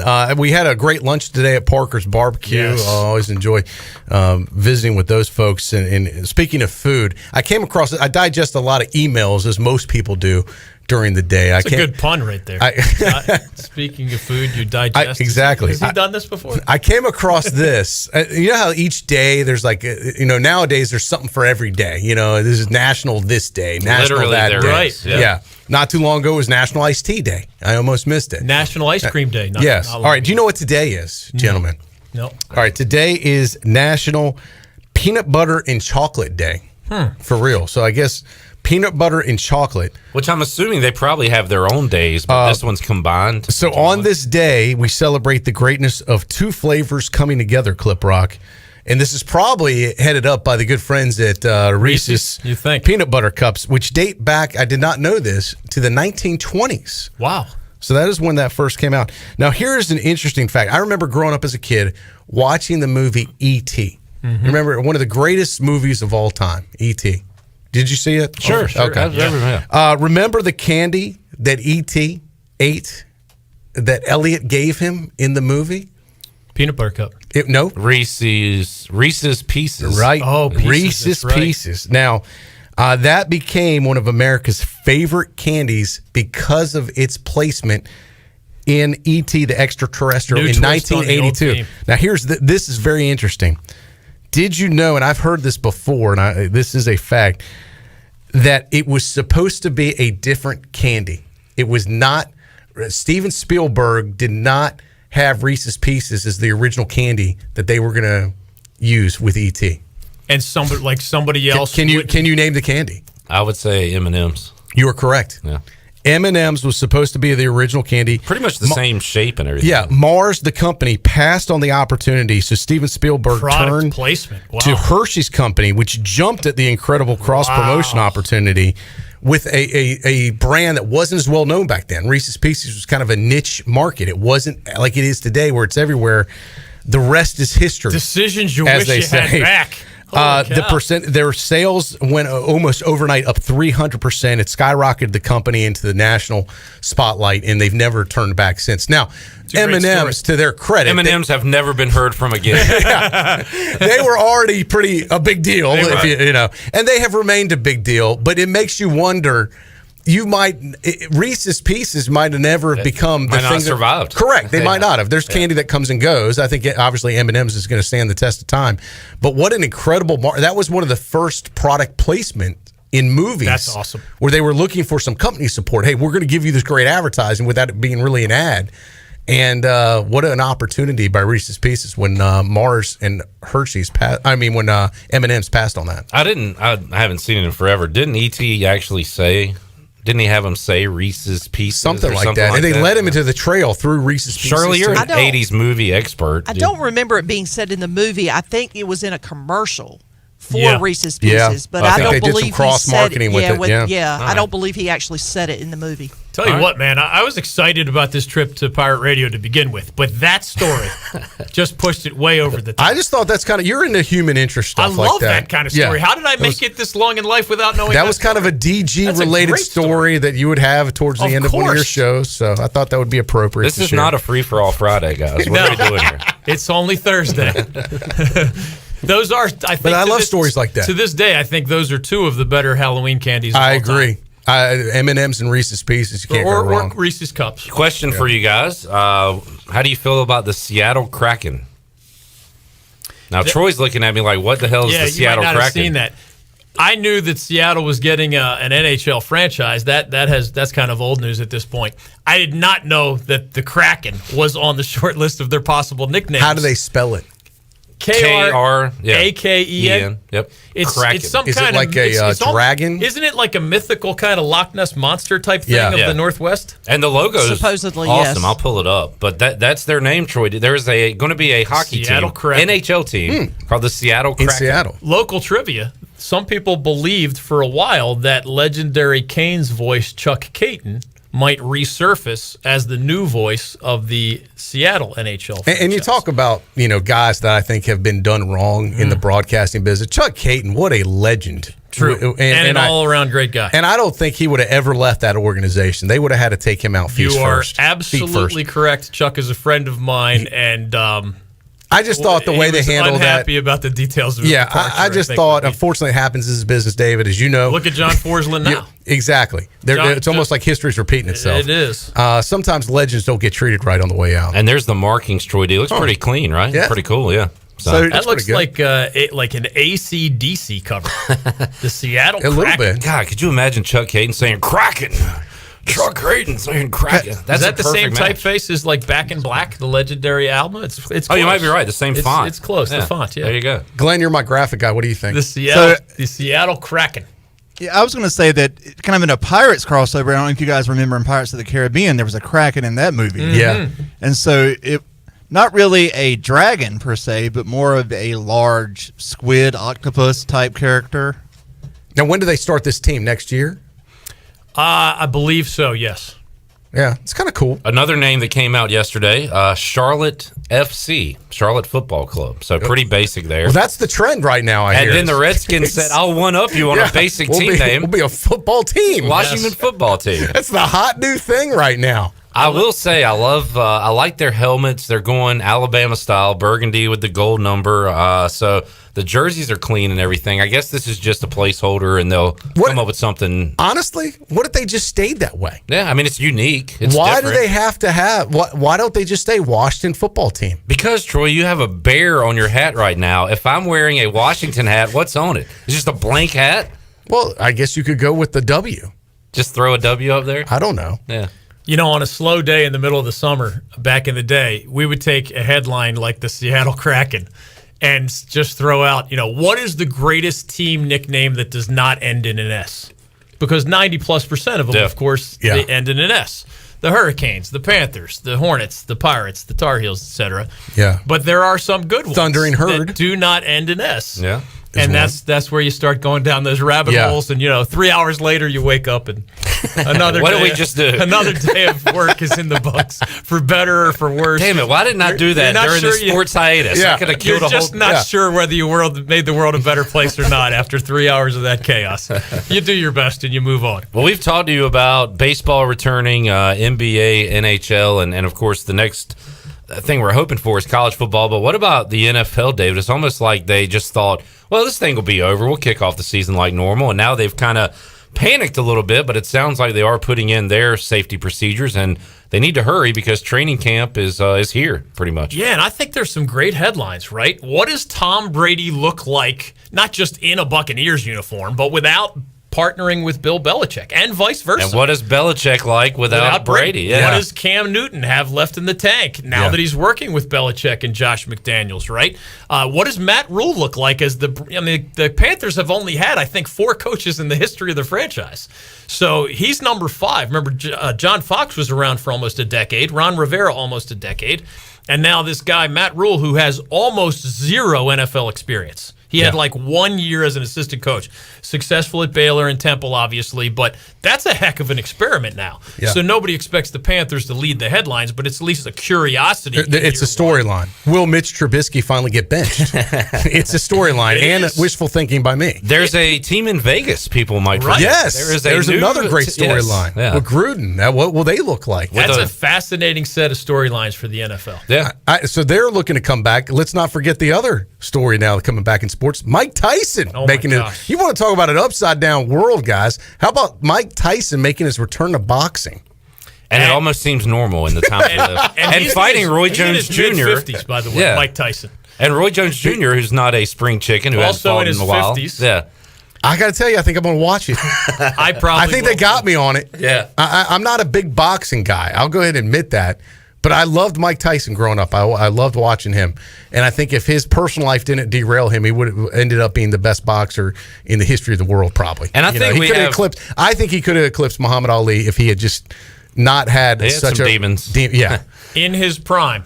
Correct. It's kind of like the Tiger question. No, he's not going to catch Jack Nicklaus probably, but who was the most dominant golfer in the history of the world in his prime? Answer, Tiger Woods, period. Who was the most scary, dominant heavyweight in his prime before all the craziness? Yeah. Mike Tyson. And he wouldn't just knock people out. He'd knock them out in the first round in seconds. I mean, it was incredible. And then eat your children, or at least threaten to in the aftermath. And I think we have realistic expectations for what it'll be, which might be kind of ugly with their age. But it reminds me of like when, Undertaker and Stone Cold, they're legends. That would make for a great match today. And then you see them in the ring, you're like, oh no, these guys can barely walk. And I know. Stone Cold still looks good, but I think his mobility, is not what it used to be. Yeah. And we long for like the glory days of those guys, and then we see it happen. Now The Rock looks like he could still do some damage. He's lifting a table like this as we speak, probably working out. So let's take our final break. Shirley, we'll come back. We will wrap it up with David Glenn and get you set for Friday's edition of Pirate Radio Live. We're back with you after this.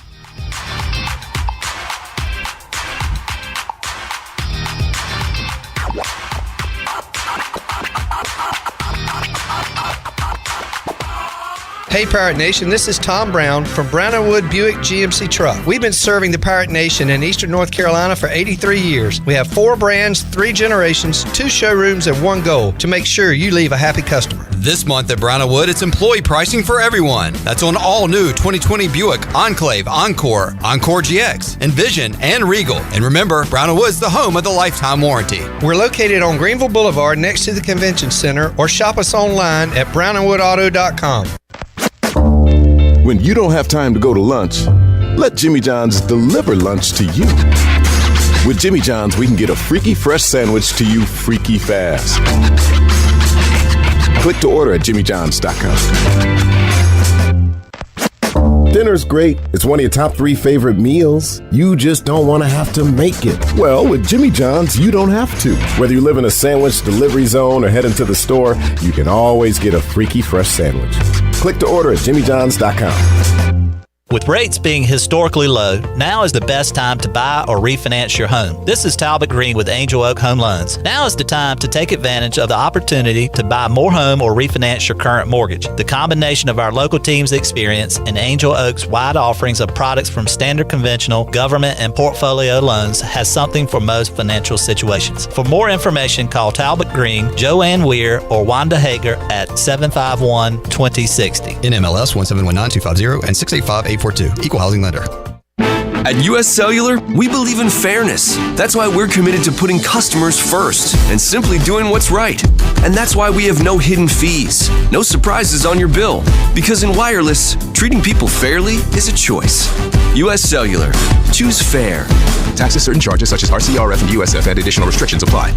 Want to hear some good news? U.S. Cellular now offers home internet service. That's right, it's time to kick those other slow carriers to the curb and start letting Toby Williams and his staff provide you with their new high-speed unlimited home internet service. Tell your current satellite or cable internet provider to take a hike and call Toby today at 252-799-7051. Don't spend another minute dealing with slow internet speeds. Call Toby Williams today and start getting the internet speeds you've been waiting for. Cellular Warehouse, your local U.S. Cellular authorized agent. When you can take your eye off a big pizza pie, that's familiar. How does a hot pizza and a 6-pack of beer sound right about now? How about if it was only $20? Take advantage of the Familia Saturday and Sunday special of a large one-topping pizza and a 6-pack of Pitt Street beer for only $20. Call 689-6330 and then pick it up at the drive-thru window. Need a job? Good news. Familia is now hiring servers, bartenders, and hostesses. Familia, Fire Tower Road near Pitt Community College and FamiliaNC.com. Pirate Radio. This mother is still rocking. We're just glad to be here alive and kicking butt on Pirate Radio. Let's go. The voice of the Pirate Nation.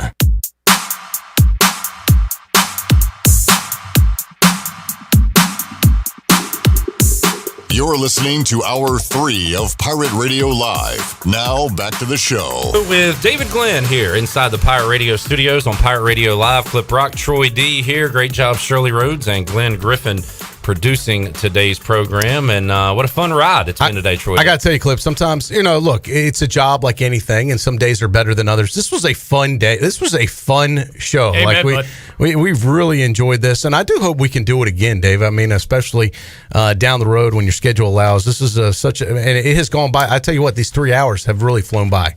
That they have. David, we've kind of talked about it, but I guess if I ask you what's on your horizon, that is a bit unclear right now, right? Yeah, I'm going to keep writing for ACCSports.com and for The Athletic and The Athletic Carolina. Those are my roots, writing, so it's fun to get back to that. My wife wants me to write a book. I don't know if I'm going to have time to, get back into the author column, but I'm tapping into my background as an attorney. I'm an investor in some companies out there, and I'm kind of lending my expertise to companies where I had just kind of been a silent investor. So I'm throwing, I'm running, I'm reading, I'm spending time with the family. But on the radio side, that's the one question mark that I don't have an answer to right now, and probably won't until the end of this year. Clip and I have an inside track with get you a play-by-play gig over at Elm Street Park for Greenville Little League. If you'd like to stick your toe in the water over there to see how you are doing, it's a different broadcast skill set doing play-by-play. And it's turned into a status symbol too. Like Coach Godwin's done it. The Corey Glore, the play-by-play voice for ECU's done it. Yeah, like it's like Morgan Ehlers, a who's who. Clip Rock. Clip and I will be out there Friday night. By the way, 8:00 under the lights for Brown & Wood versus Eastern Plumbing. I'll tell you what, there aren't that many sure things as I contemplate my next step on the audio side, but in all seriousness, one thing I've decided, because I'm close enough to retirement that I can be picky about whatever I choose to do next. I've had job offers in large cities, and I'm just not interested. I honestly believe that we live in the best state in the United States, and I've lived a lot of places. So whatever, I love what I'm doing now. I hope the radio/audio piece does fall back into place. But I've told everybody, I'm not interested in leaving the state of North Carolina. So who knows, whether it's Pirate Radio again or doing a Little League baseball game or whatever. I'm going to keep writing. There's always opportunities, David. You used to talk about on your show from the coast to the mountains, Amen. right? I mean, North Carolina's got it all. This is where we want to be. We got 1 minute left. I should have probably had more time for this question, but we hadn't, college football is on our minds. We really want it back. In the Triangle, how much pressure is being put on by, Coach K and Roy for college basketball? How much of a discussion is that going on right now, or is all the focus on football, David? I think it is on the back burner. Yeah. Now, everybody's upset that they didn't get to complete the last season. But, ask Cliff Godwin, your guest earlier. He missed an entire season, and he's just hoping he gets another one. At least basketball players had most of the season. So if they get a chunk of another season, they'll be happy. But you're right. Everybody's eyes are on football right now, and it looks like next week we'll at least have some more answers.